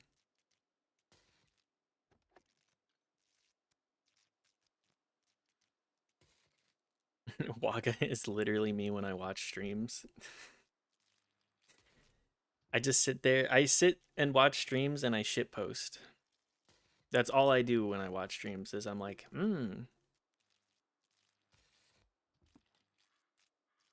that and I'm I guess trying to I don't know. I feel like I'm the B cast character in like a sitcom, if that makes any sense. Like I just yap clearly. Look, there's nothing wrong with it. Oh, I'm a Kramer. Fuck. I'm not Kramer. I'm not Kramer. I like to think that I'm more of a George. I mean, I certainly have a similar hairstyle.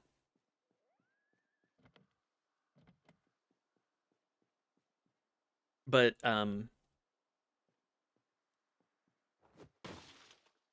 I feel like I'm there more as like somebody to supplement the main character. Like nobody is like, yeah, I want to be Seinfeld because he's like the boring one. I'm not any of the Seinfeld characters though. Absolutely not. None of them I think resonate with me. They're a part of a different culture altogether. But to me, for so much of my life I've been like I'm the Elaine was written poorly. Yeah. Most of the character well, I think Elaine was written well in that everybody on Seinfeld is a really shitty person. And so Elaine is also really shitty, just in like her own way.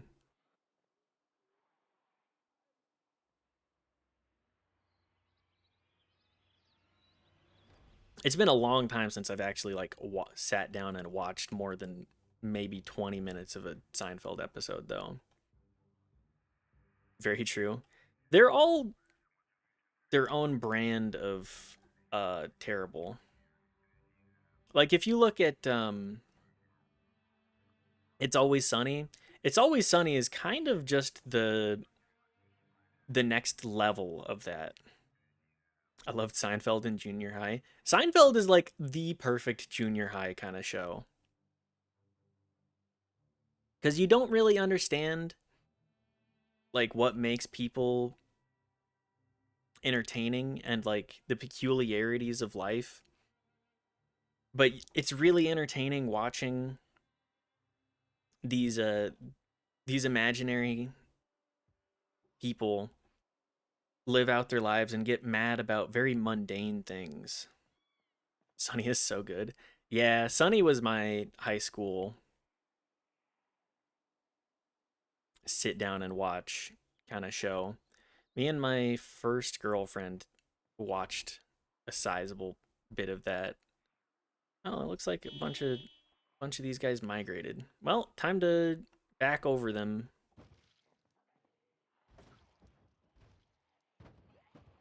I came down here to get gas, but it's fine. I'll get a different kind of gas.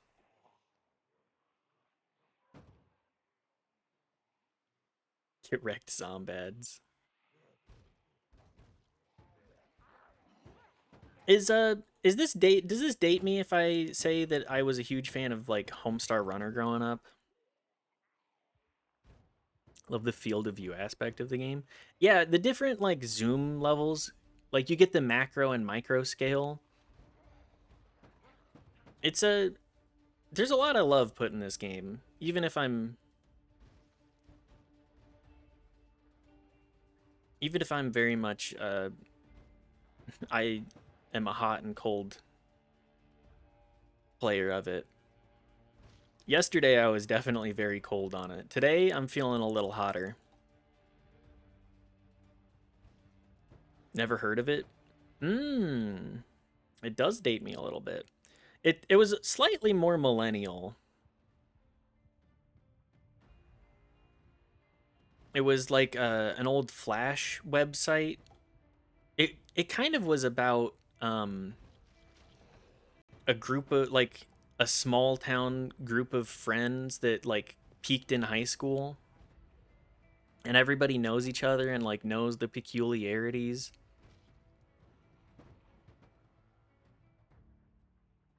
and they all just kind of accept each other as is, even if they think they if they all think that they're annoying as hell.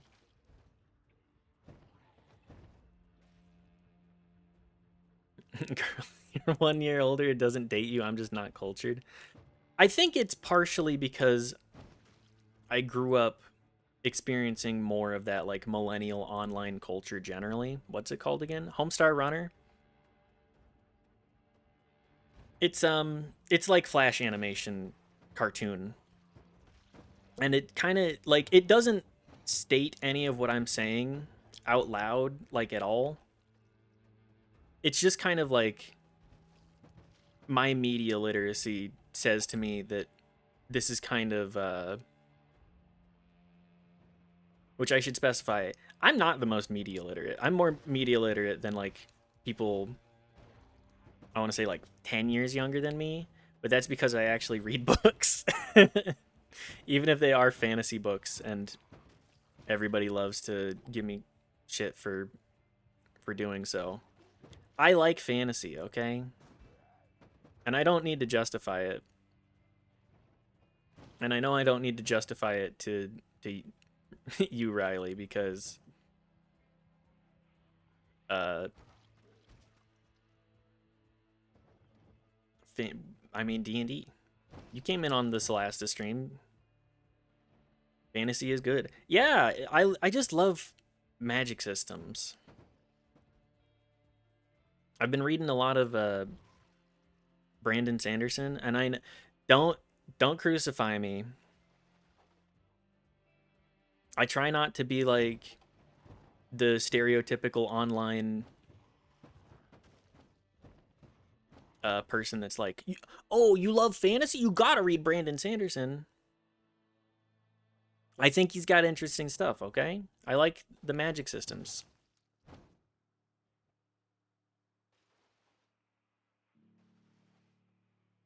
I think with his stuff, it's mostly a case of the like diehard fans being a little insufferable. I don't know much about authors. I need to read more. Look, reading, even just like listening to audiobooks, I think that that's still reading books, or at least like consuming and being able to like parse together themes and such. There's a book an adult student recommended to me called Red Rising. Bought a copy, still haven't started it. That's a common thing for me. I have a book that a buddy lent me that it's a self-help book, and I just it keeps pissing me off. Like there are some messages in it that I'm like, this is fine. I think that it's what's the name of it?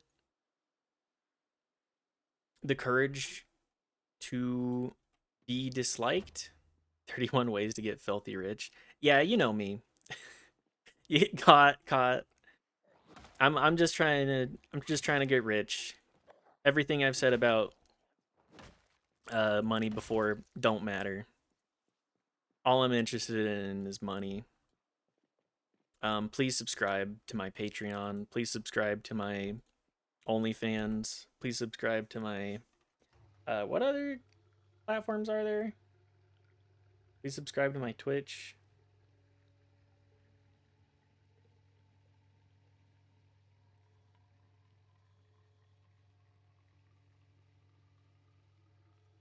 Really, where I land is just like I'm just so funny. Thank you. You're so nice to me.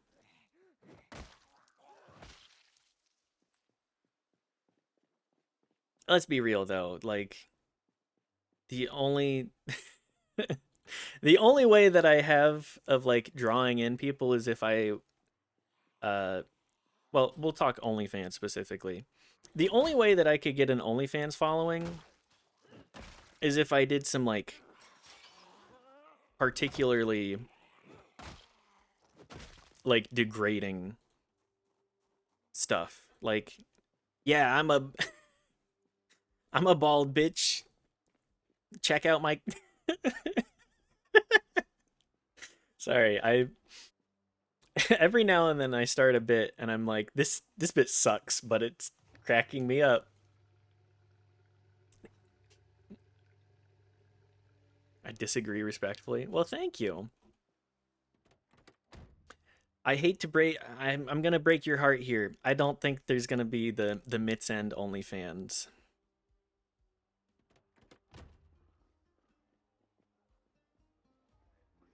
I think you're quite handsome. You wear bald well. Thank you. Honestly, I wear bald better than I've ever worn hair. My hair is my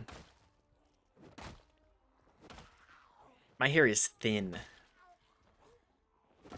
incredibly soft, but so very thin.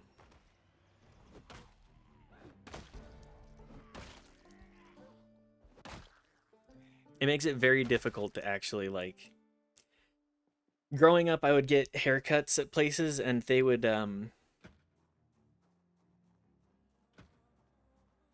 be like, "What? Why can't I not cut your hair? What's up with your hair? It just kind of like folds over every time I run over it with a razor." And even like it had to be scissored. Naturally straight brunette. Yeah, very very straight hair. Very So I have a connective tissue disorder called EDS,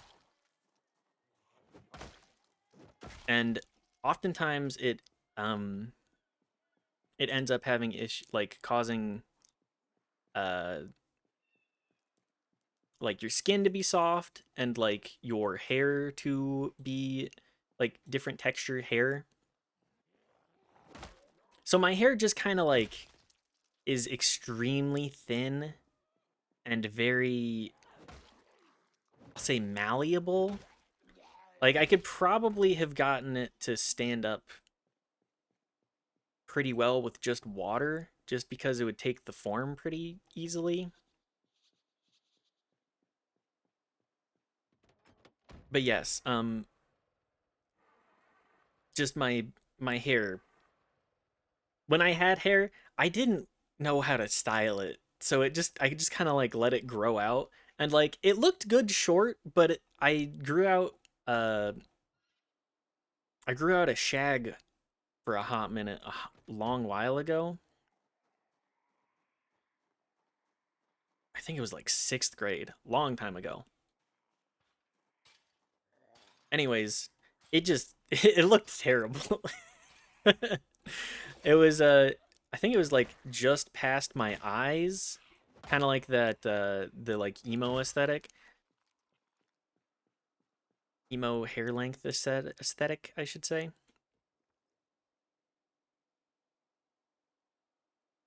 And it just didn't look very good.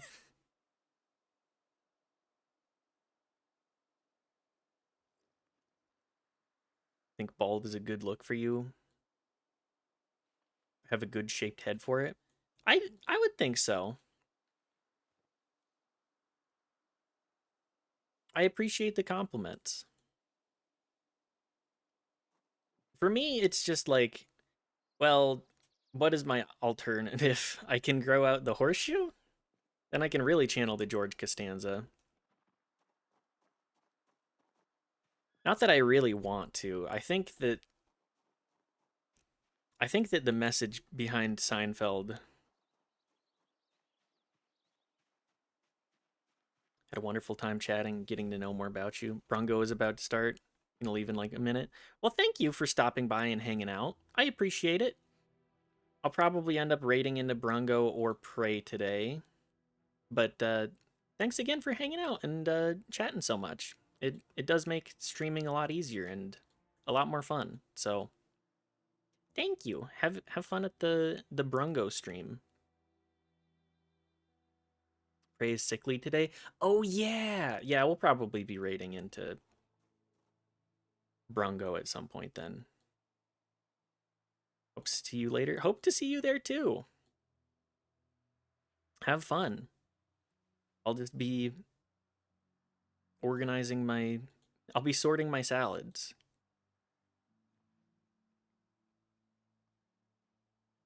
Organizing my Zomboid salads.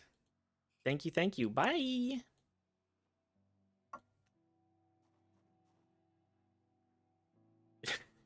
It feels a little bit degrading looking through the garbages like this and knowing that there's actually good items.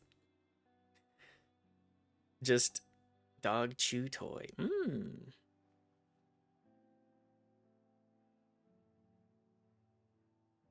More dance magazines too? Yeah, I don't really.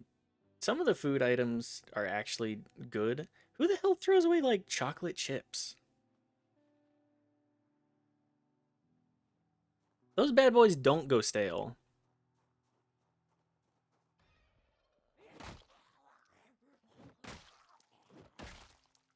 Oh shit, there's lockers here. Do they have maid outfits? No, not a. There's no maid cafes in Kentucky. Damn.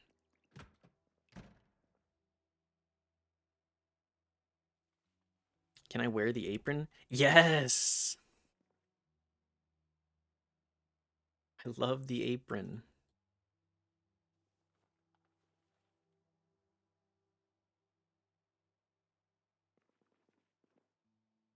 I should probably take an extinguisher at some point here too.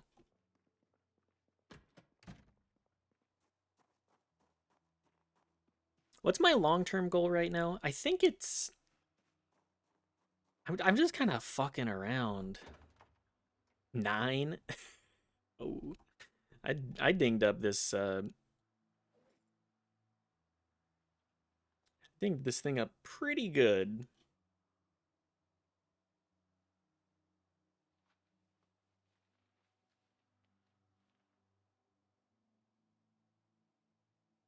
And that's fine. What was I think long term we need to establish a base a little bit more. Like we do have the our forward operating center. Let's also grab some mugs and teacups. I think those will be nice for tea and such.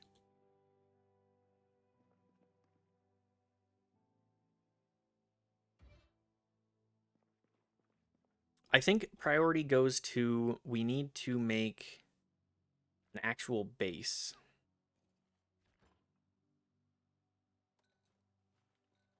Probably need to hit up the train yard in order to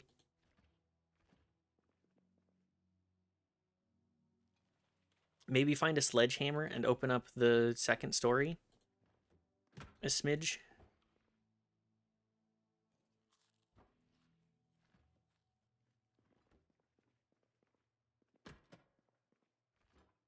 Because if we do that, then we have a lot more room to work with. And then I think we can just kind of like build around the upper story there. What would I really want to do? I think that would be more than enough for me. We're kind of far away from far enough away from stuff that we don't need to worry too much. Ooh, a fresh daikon. Plastering trowel.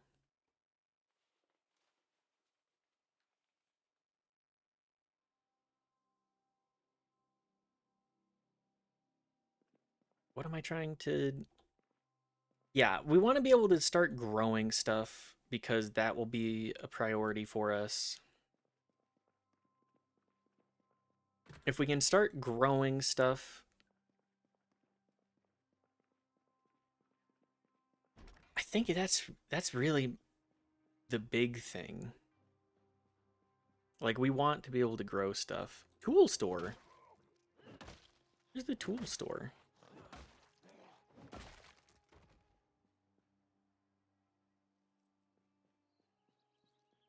The tool store. Have you tried looking in the mirror?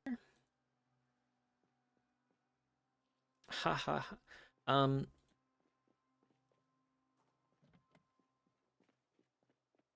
Yeah. Really, I want to. Oh, there's gasoline in this too. That's good. Paint truck. Ooh.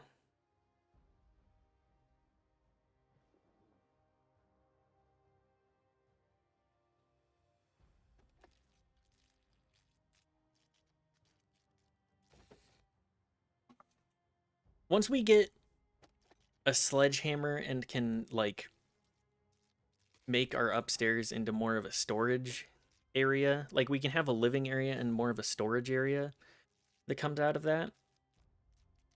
If we get that going, then we can start disassembling some of the stuff and like we could barricade up a good chunk of the downstairs as well. Although that's not really a great house to hole up in long term. Hmm. Oh, I already hotwired it. Um, oh, this thing's mostly full too. Sheesh. How many box trucks? I mean, it is right next to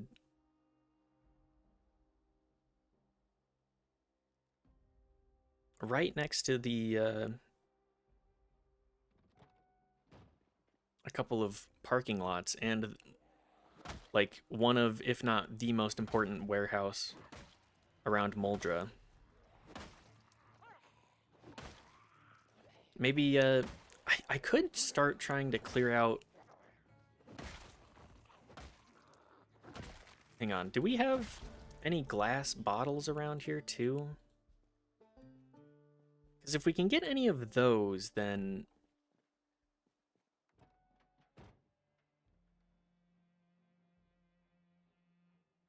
we could actually go to the lumber yard.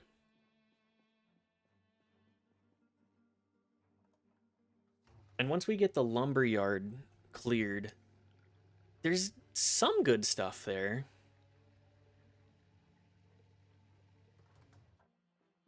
I mean, we do have the bar. There's another bar around here too that I think I want to check out. I think that's where we go next.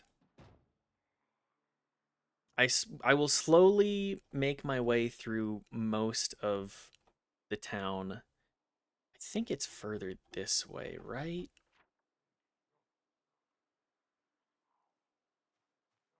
Around here at least. I would love if we could set up around some of these like pre. Oh, there it is, the rusty rifle. Oh, they actually, it's like a full on inn now. That's kind of cool.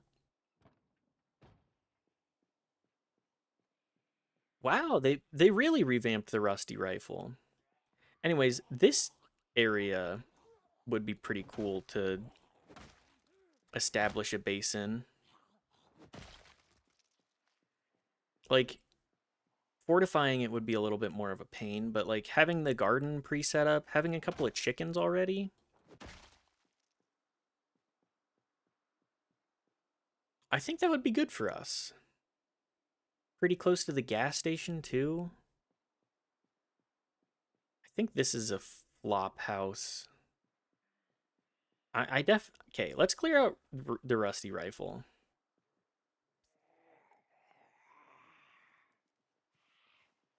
We've got a little bit more of that agriculture representation in Moldra now. Couple more smaller garden homes. It's a leather jacket. No, just a sweater. Okay.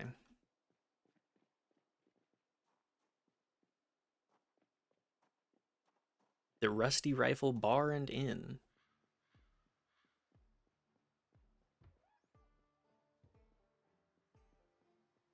Oh, I love what they've done here. Is that an outdoor theater? That's really cool.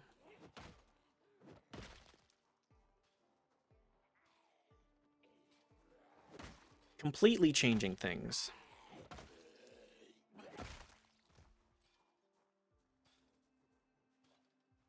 The facelift that they've given Muldra is actually like huge.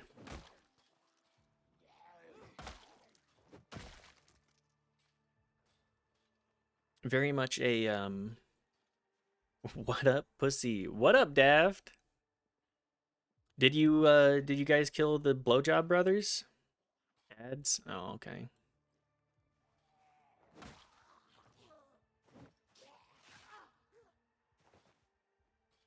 How'd they get me? Just a scratch? Okay, we'll bandage up then.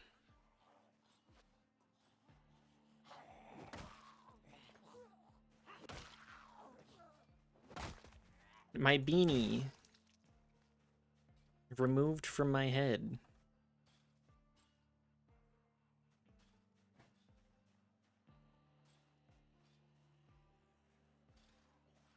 Did the streamer react to my message? The streamer did react to your message.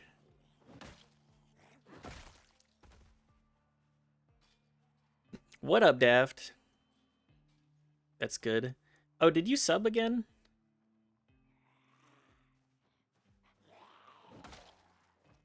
For some reason, my subs don't notify me very well. What did they say? Yeah. Well, thank you for the sub. Once again, much appreciated. I said, "What up, Daft? Did you beat the Blowjob brothers?"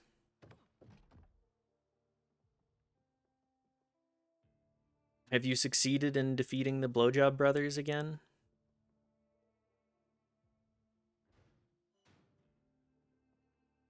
We didn't raid tonight? Oh, okay.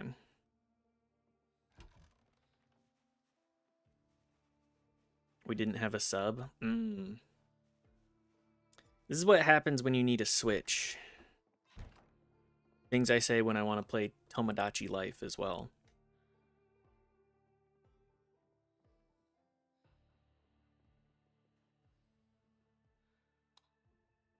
Alas, Knife...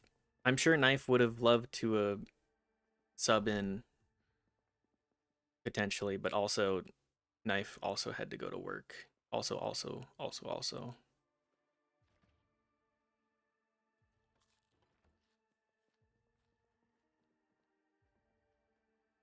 I don't think I'm made for like high tier raid content like that either. Even if I did sub to Final Fantasy. I think I'm too stupid.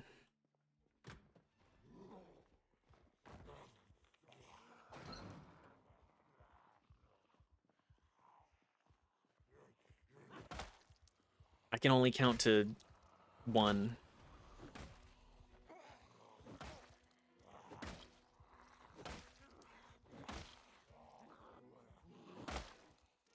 Although I don't know my lefts and my rights, so maybe that would help.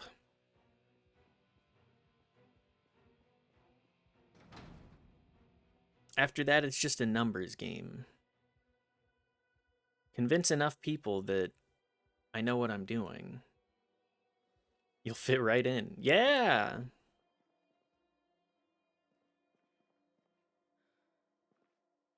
My apron.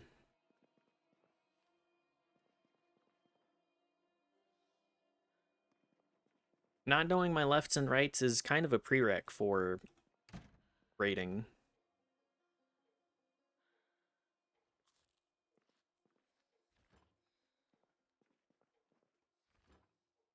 At least from what I understand.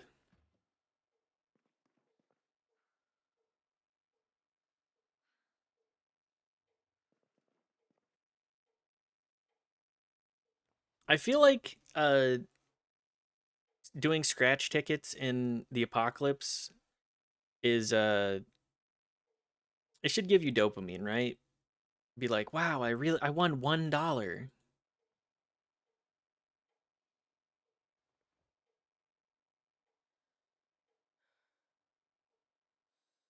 Loser. Oh man.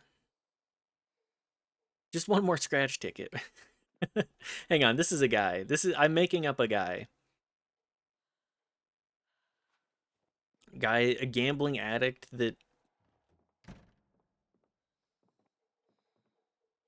oh damn, they got shotguns too.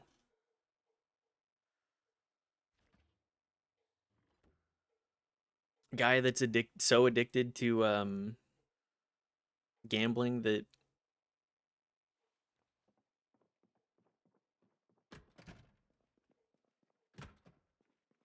even the even in the apocalypse he's trying to gamble. The game should kill your character outright if you do a scratch ticket. Yeah, yeah. Right?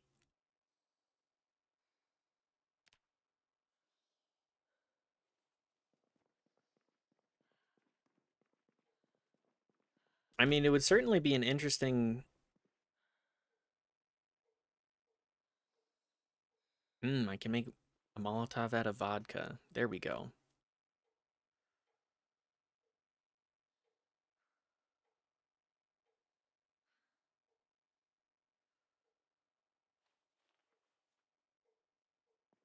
It would certainly be an interesting spin to be like, "Oh, you did a scratch ticket? The zombies find you. The zombies, they can smell the scratch tickets." What if it was the chemicals that they used to make the scratch tickets that made the zombies? Really makes you think.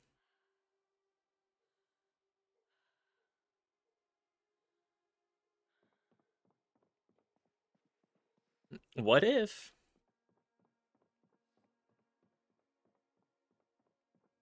you throw the scratch tickets and the zombies go for it instead of you? Okay. Zombies that are addicted to scratch tickets. I kind of like that. Wait, hang on. I think we've accidentally made George Romero again. I think we've done a George Romero zombie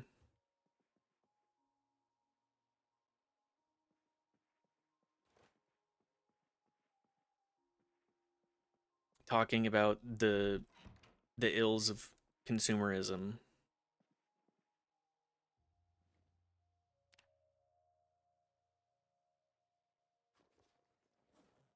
But he was right for it.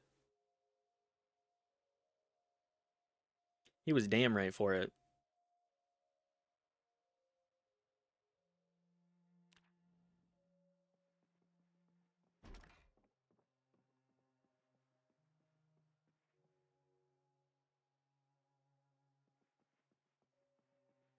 What if hang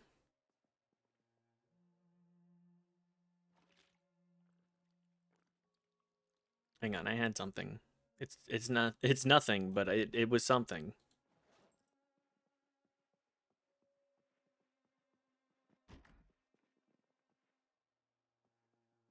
think I had something to say about apocalypses. I was watching a video essay. All good sentences start with this. I was watching a video essay that was specifically talking about the tone from Fallout 1 and 2 and how it is kind of like entirely mistranslated in 3, 4 in the show. And I think the person I was watching is actually 100% correct. I haven't watched the show yet. So obviously I can't be I can't give a 100% synopsis on this. But having just played through Fallout 1 and 2, the tone difference is pretty drastic.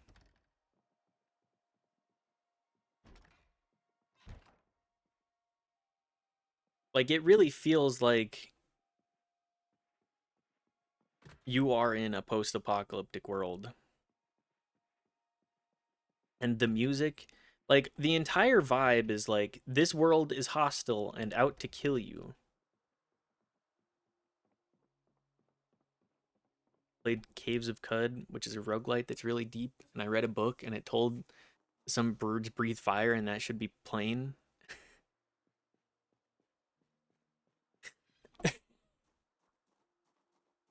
Some birds breathe fire. If you think about it, dragons are just birds that breathe fire. Really makes you think. Wait, is Caves of Cud the I think I've seen a couple of people play that one. Is that the one where you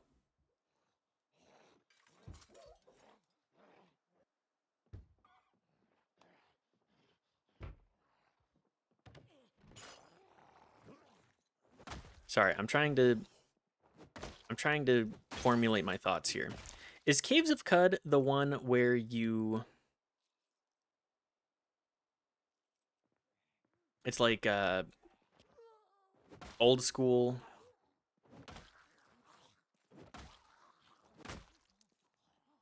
almost rogue not rogue adjacent. Yes. Okay. I think you know what I'm talking about then. And I stumbled in upon a legendary shoemaker's house and leveled up 4 times.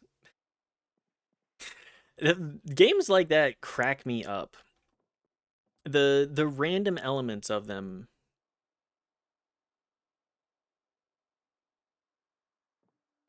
just work so well for replayability.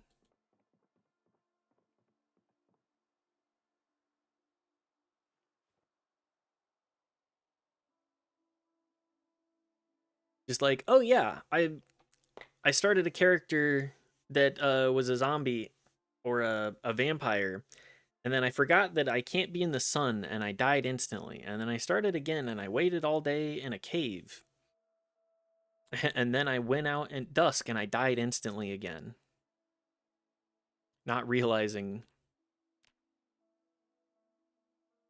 that that was also something that you have to worry about.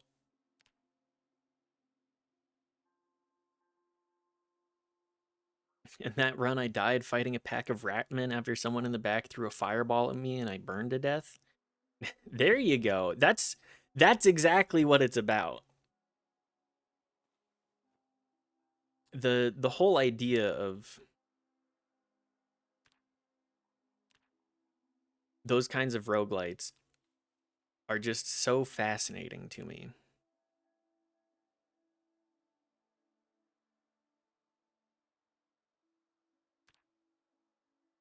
Because it's very much just like, okay, how much meta knowledge can you have?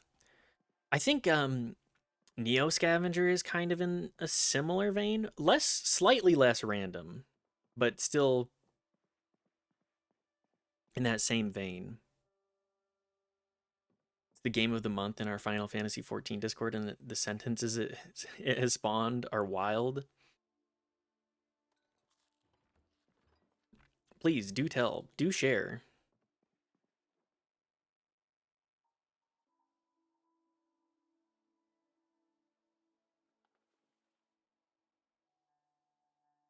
I think I may need to play a little bit of that. I think I'm gonna have to play that off stream first, simply because it is the kind of game that will require me to know what I'm doing. Hated by apes for questioning the origins of the moon. That's good.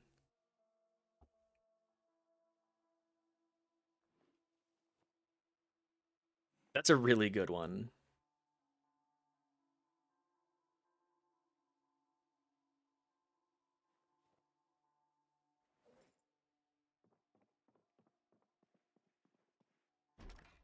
The apes hated him for he spoke the truth.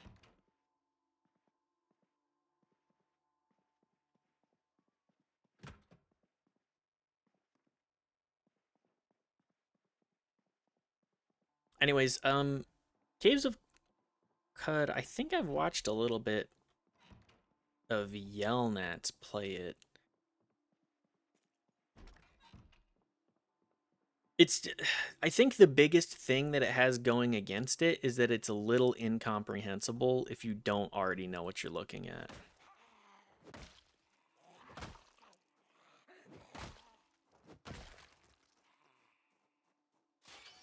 What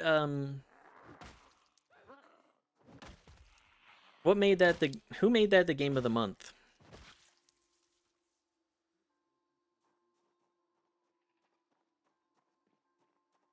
Because I think that they made a good choice on that one. We vote on it. Ooh,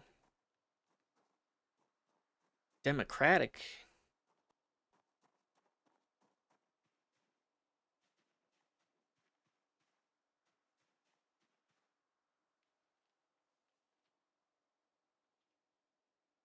Also, I saw that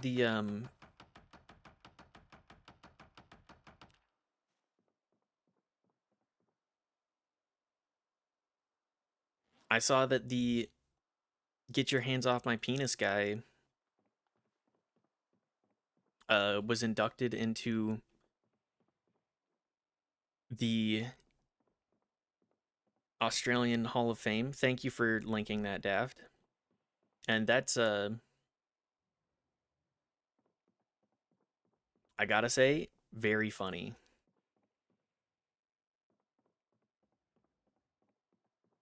I can't believe that this. I think this is a misspawned booze facility because I don't think that these would have the nothing that they have. Like books, the planks I get.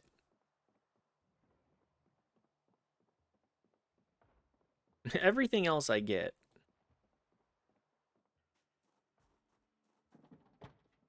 But I don't think that that's how that.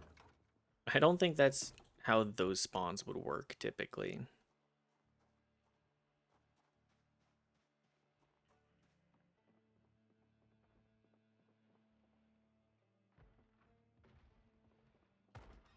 I wish the get your hands off my penis guy a very nice afterlife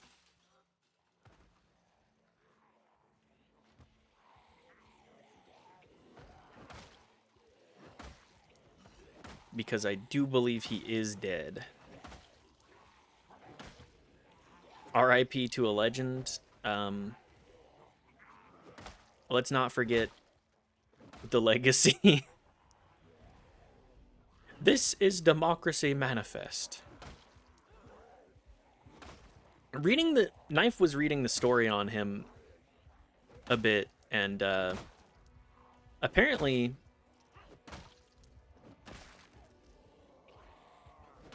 the reason he was doing that was because he wanted to get an insanity plea because because it's easier to escape from an insane asylum.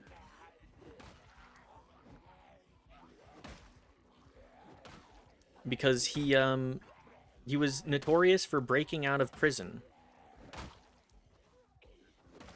which like more of his backstory was that he was, I believe, abused as a child and had a very terrible upbringing and ended up, obviously in the wrong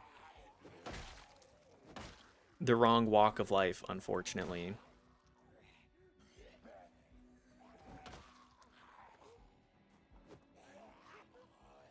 Anyways, just fascinating that that's the life that he lived.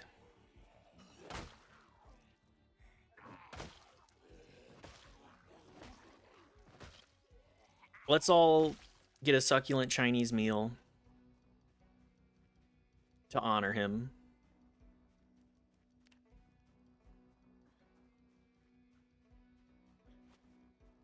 Infected? Aw, oh, man.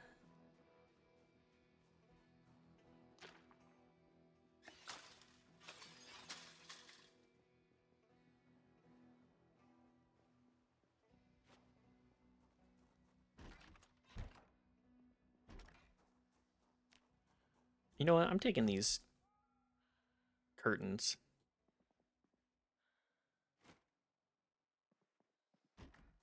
I'm sleeping on the top floor tonight.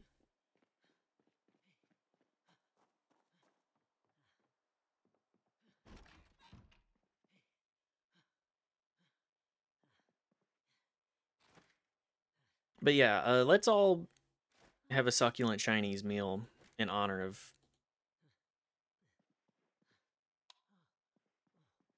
that.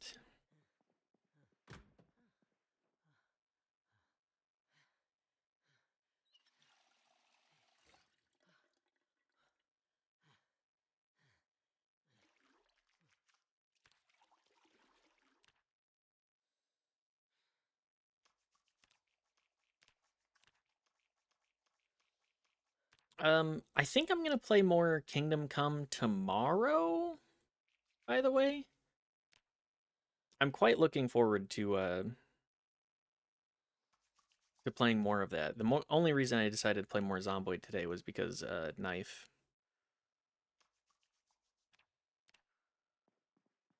had to go on for work, and I was like, you know what? I don't think I need to.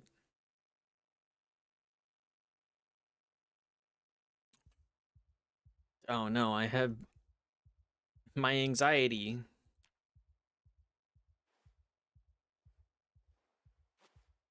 Oh, okay, it's fine.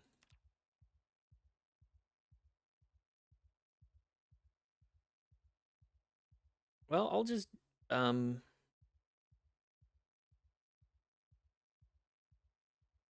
best way to solve this problem, have a little bit of gin.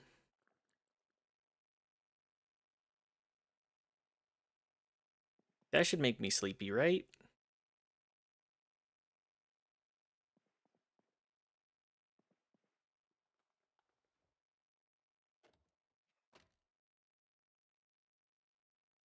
I should probably not try and disassemble it, huh?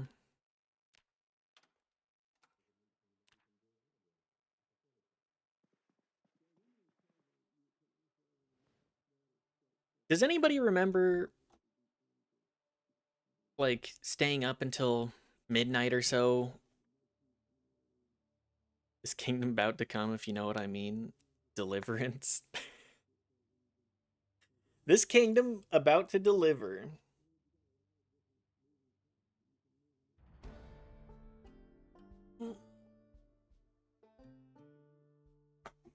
This king about this king dumb about to deliver.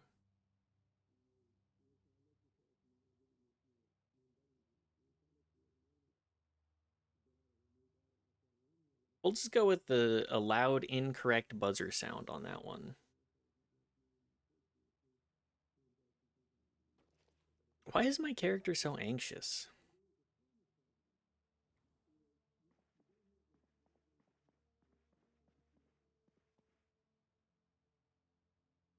This kingdom about to deliver come. Yes, dude. Yes.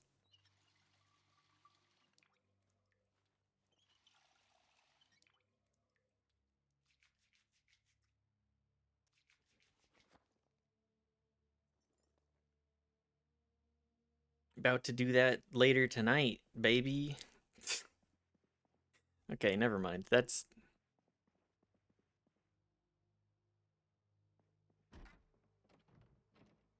we'll pretend I didn't say that one.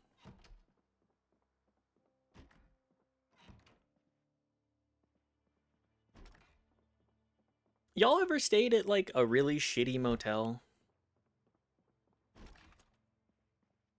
I've certainly stayed at my fair share of bad motels. No. My dad was a fiend for a deal to the point where it actually was like he'd be like, "Yeah, we can go to Disneyland. We can go to Disneyland. Don't worry about it." And the lodging that we would stay in would be like it'd be like a $60 a night kind of shitty motel.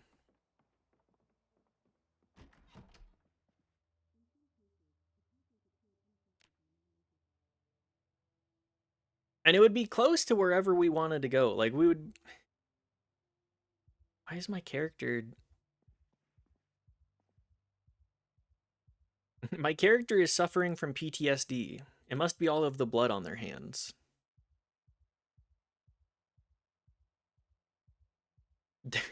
My dad almost went to a bad motel, but there was a giant growling dog tied up to the door of his room, so he left. That's actually incredible. That's a sign from a higher being saying, "Do not stay here."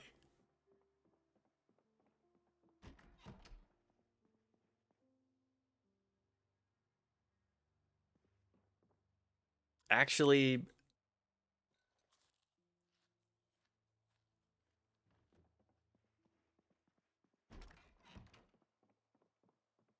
actually, everything kind of coalescing into a moment of like, maybe don't stay here.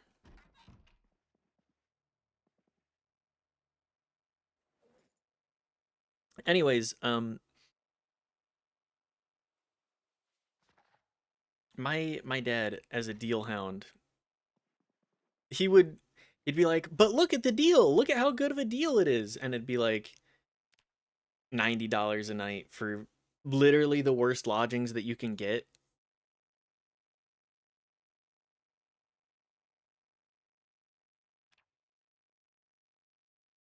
And it would be close to like Disneyland or wherever we were going,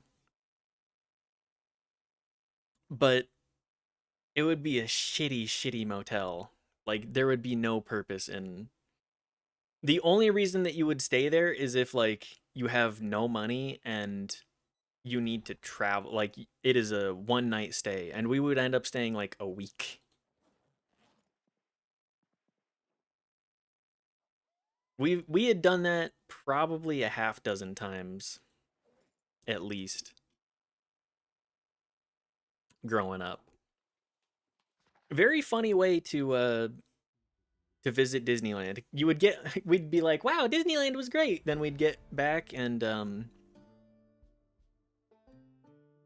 boy howdy, it'd be like the highlight of the trip is Disneyland and that's it.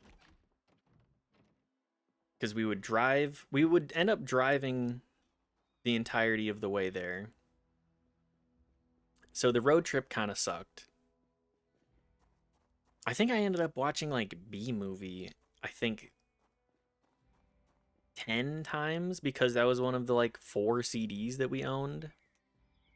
And let me tell you, I was a pretty critical kid. I was pretty critical of media growing up. Watching it the first time I was like, this movie's pretty bad and it does not improve. It doesn't get better the more you watch it. I promise you that. I think the only way to watch that movie might be it getting faster every time they say they say the word "b."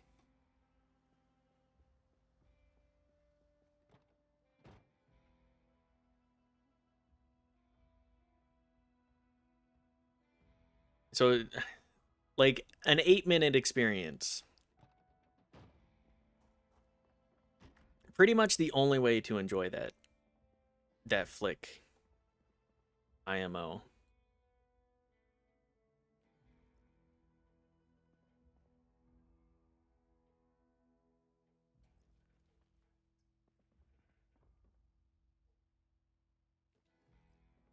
What other terrible movies did I have that my parents we would watch a lot?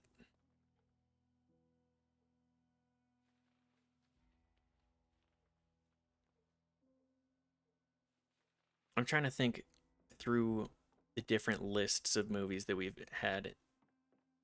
Uh, B movie, definitely one of them.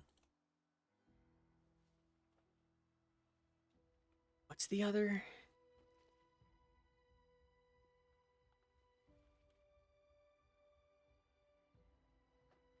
We had a whole. Oh, Incredibles was. We had a couple of good like kids movies in there.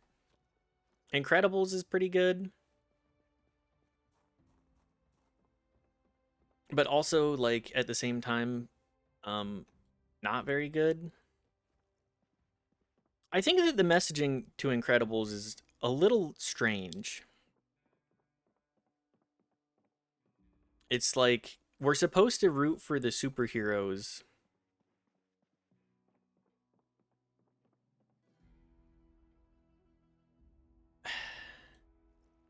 I know I had a thought on this. I was like, Syndrome is wrong, obviously, Bec- mostly because he's um like an egomaniac, just trying to fund an ego trip of him being better than his childhood hero. That's like that's pretty pathetic.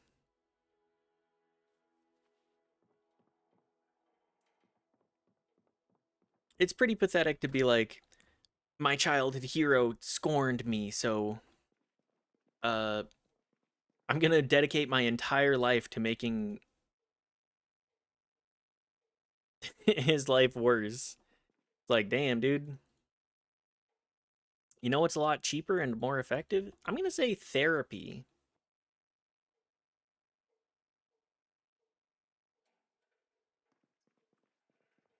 Therapy pretty good for dealing with that situation. Like, you obviously have a drive, you obviously have talent, you obviously have the ability to like you could just be rich.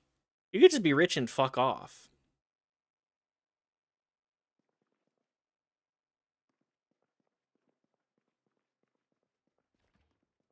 Anyways, I think the weird messaging of like, if everybody's special, nobody's special.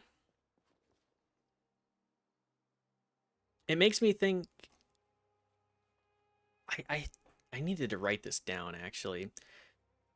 There was a specific thought that I had with it that was something along the lines of,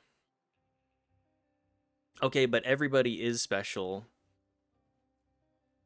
Like, we as individuals each have our own sort of talents and like capabilities. Everybody is special in their own unique way. Why do we treat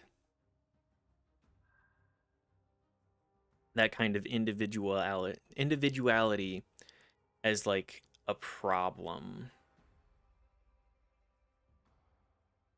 Is it Brad Bird that's the writer on that? Something about something he said, or like between Incredibles 1 and 2, I was like, I don't know what it is, but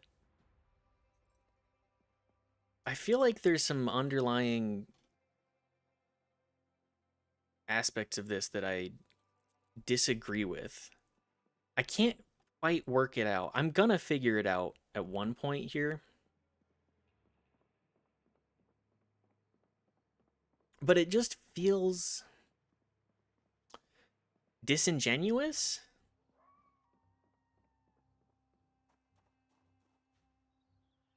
and kind of like reductive to the human experience.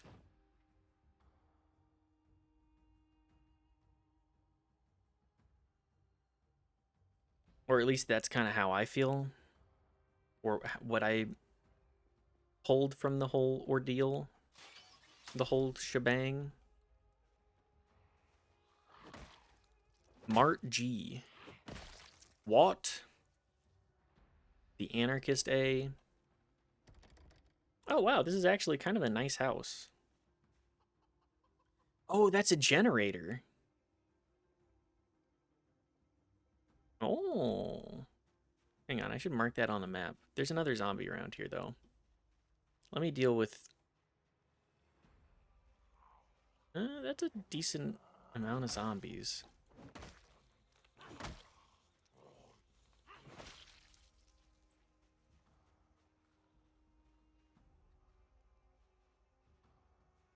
Let's see if we can get inside.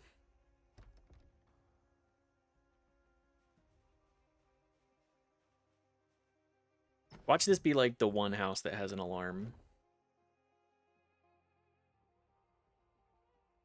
No? Okay, perfect. Why is my character so anxious?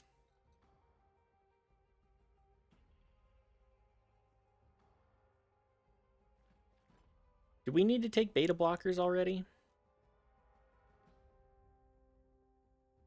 Is it once again because of the blood on my hands?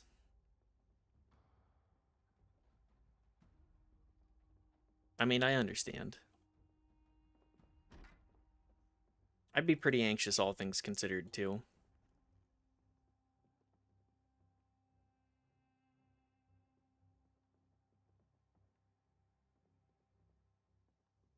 I'd be pretty anxious about existing in this kind of world.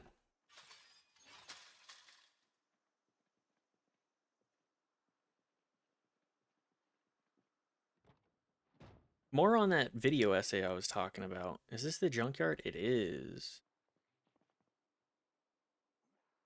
The one about Fallout. Specifically... Oh, wow.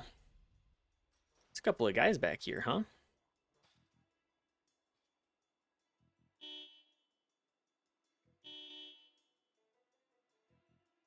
I kind of want to see about doing another Molotov. This is the perfect parking lot for it, so...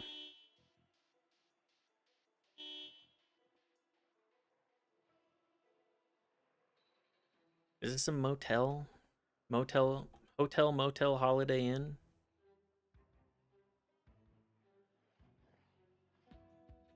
This looks to be yes. Oh, it's a... Never mind, it's another diner. Okay, let's equip our Molotov and lighter.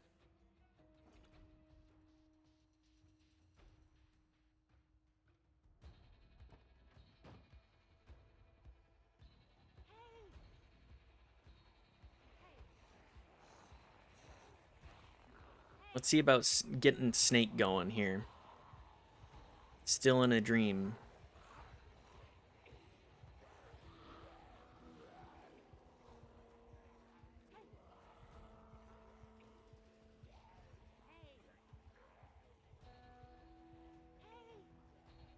Ideally, we don't burn down the hit vids. That's kind of the one-stop shop for anything that you could want. Man, I think about Blockbuster sometimes, and I'm like, I would love if we brought back physical media a little bit more. Like the $1 movie bin, I don't really care for. Simply because all of the movies in there are dog shit. Like they're the DVD itself is probably worth less having that that movie like imprinted into it. It's always shit like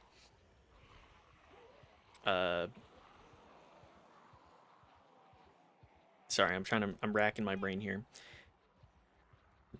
It's always shit like God's favorite angel.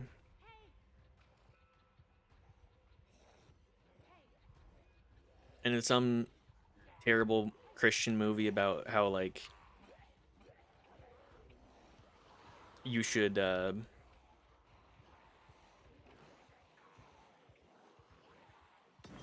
should give up on ever changing because God wants you to be perfect the way that you are. Which is it's always some kind of insane message like that where like something is there and it means it's like okay, I guess.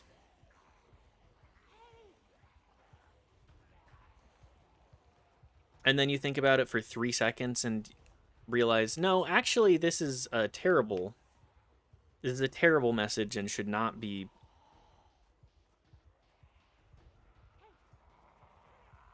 repeated for mass audiences.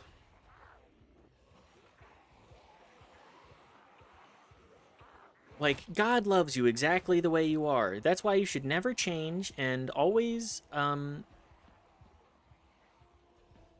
accept who you are. And if anybody asks you to change, then it's the devil. God would never ask you to be better. Specifically, especially if you've ever read the New Testament. God wants you to be evil, actually. God wants you to hate other people.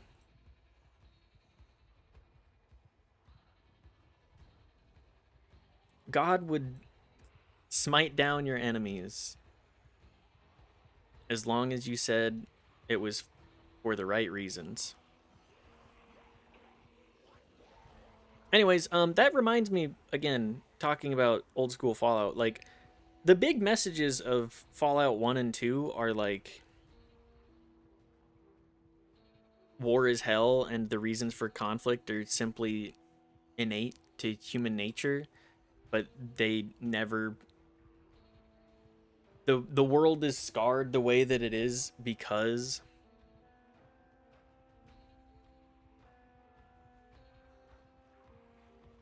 people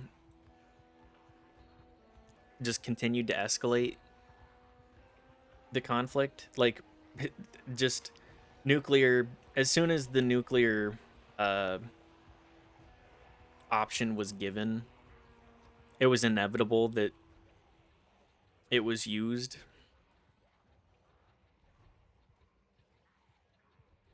And in doing so, like, in letting that Pandora out of the box,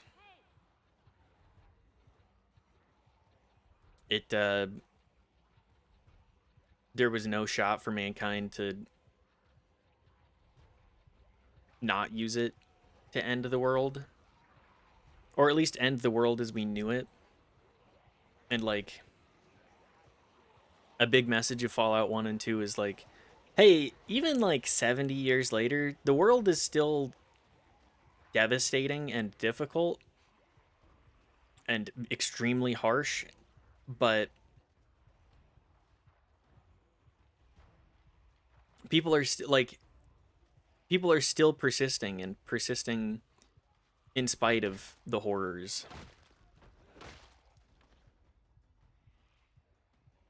Everything is still happening. Like, people will continue to exist as long as there are people.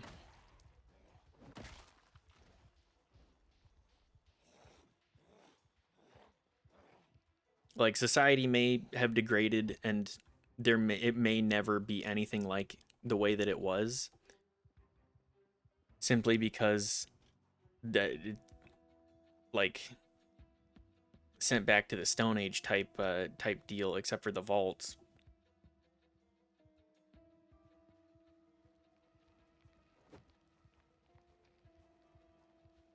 And even then, it's just they're like experiments explicitly for evil.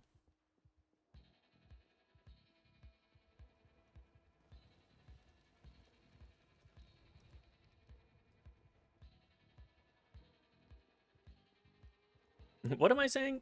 Uh,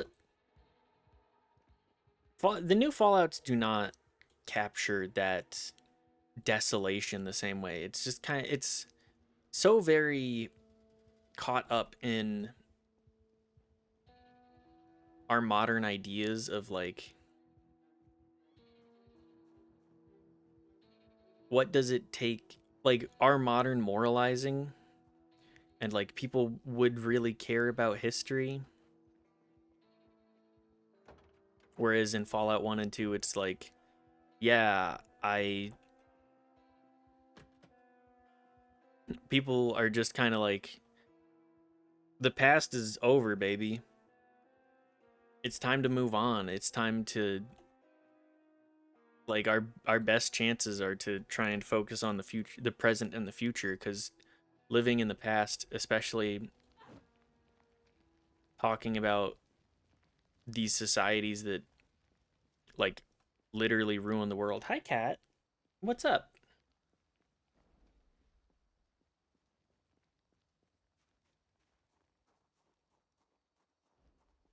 Nope. Hi Miss Kitty. Don't step on the keyboard, please. What's up? Do you want pets? Do you want attention?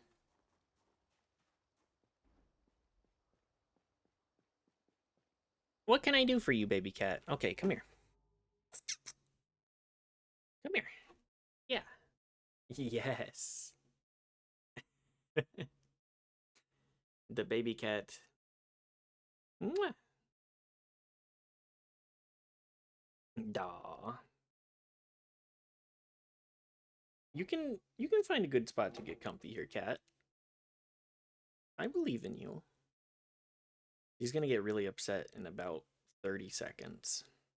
I can feel it. She is not in a comfy position at all.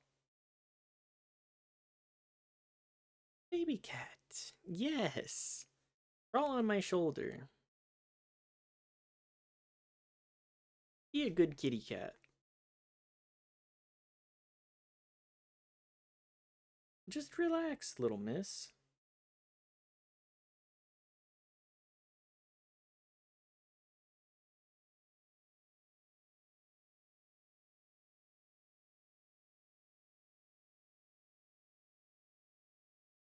Oh, what do you... Oh. You hear somebody coming home? You hear things?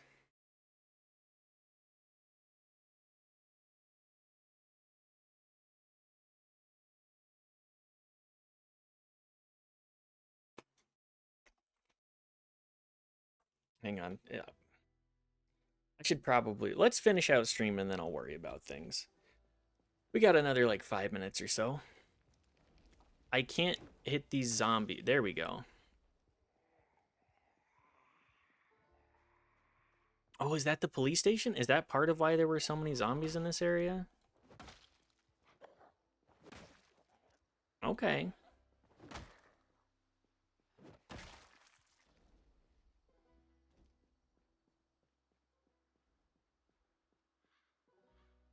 I do want... You know what? I kind of want to... I kind of want to get looking in here.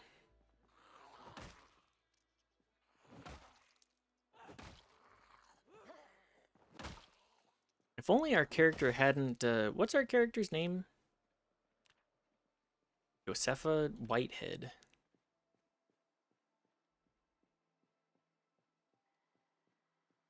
This might actually be an okay place to hole up a little bit.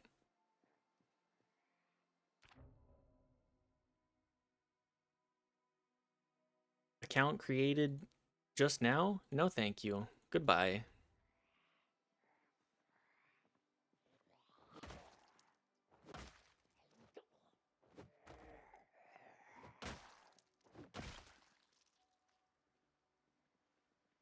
Anyways, I think it might be...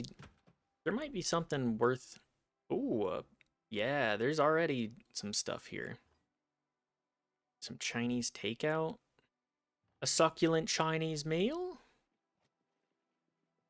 Mmm. Spring rolls.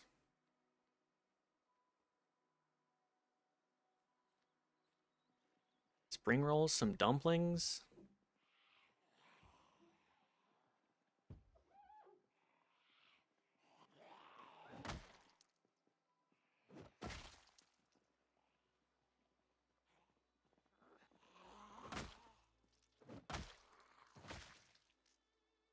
Yeah, there we go. Anyways, if we want to get really loud, we can, because we have the pistol. It doesn't have a magazine. Hang on, does it have a magazine? No, it doesn't. Oh man.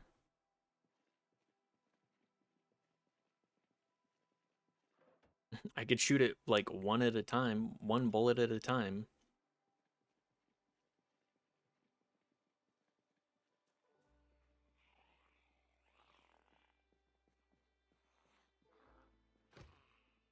Uh-oh. Oh, I was gonna say, is it gonna be all locked up? The pens are locked. I'm a little concerned about going particularly deep into the station here, but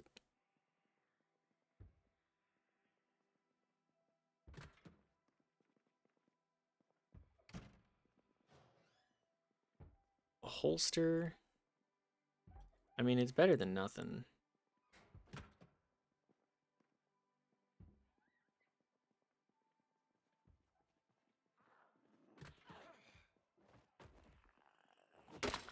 No, my bat. The bat breaking actually spooked me.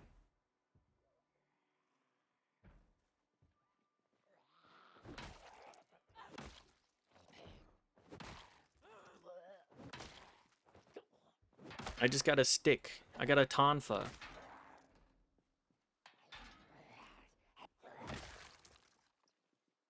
How broken is it? That'll still work.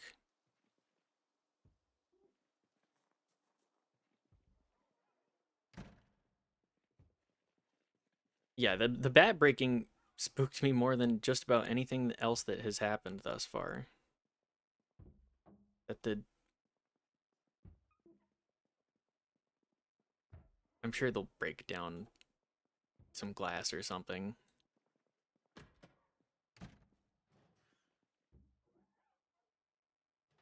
Police jacket.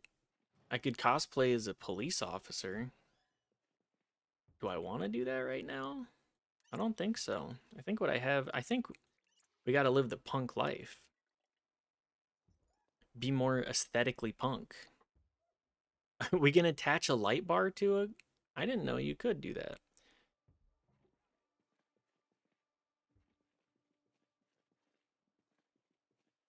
Kind of a fun way to go about it. Okay, well, we are in the station.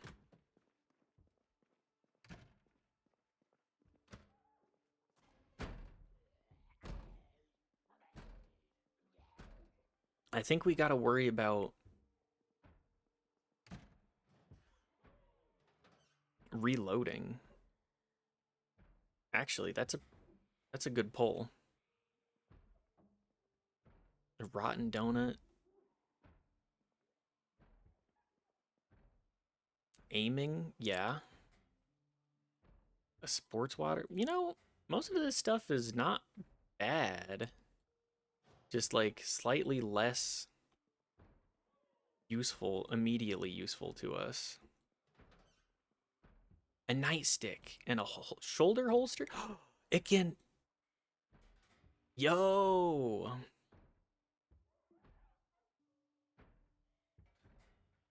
We got the. We actually have a tonfa now too.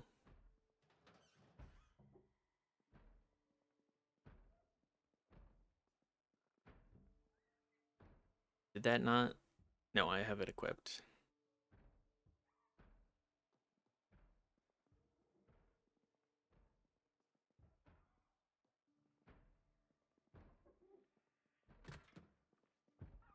My long blunt, not very useful. That was an interesting way to climb. Now, I really just gotta hope that there it is, the key.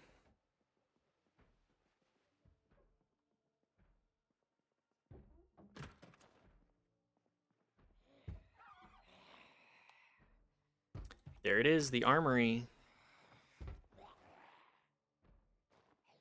I was gonna be so upset if we actually got bit there.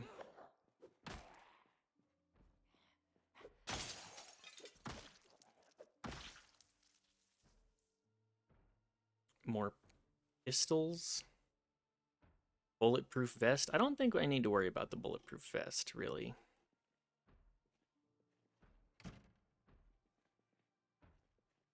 Rifles, shotguns, tactical shotguns. Ooh, patrol revolver. Yeah, I think we're in a pretty good spot here.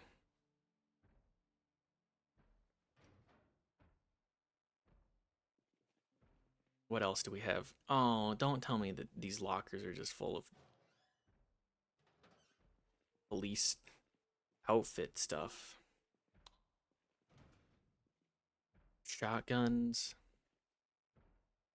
Yeah. Yeah, I'm thinking I'm thinking we're going to be pretty kitted out for next time. Yeah. Yeah, that's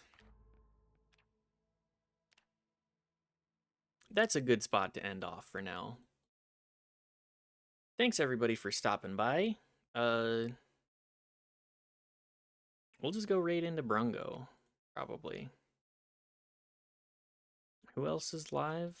We'll just raid Brungo.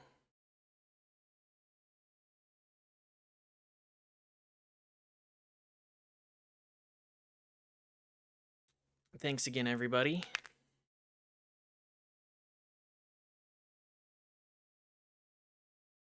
And have a good night.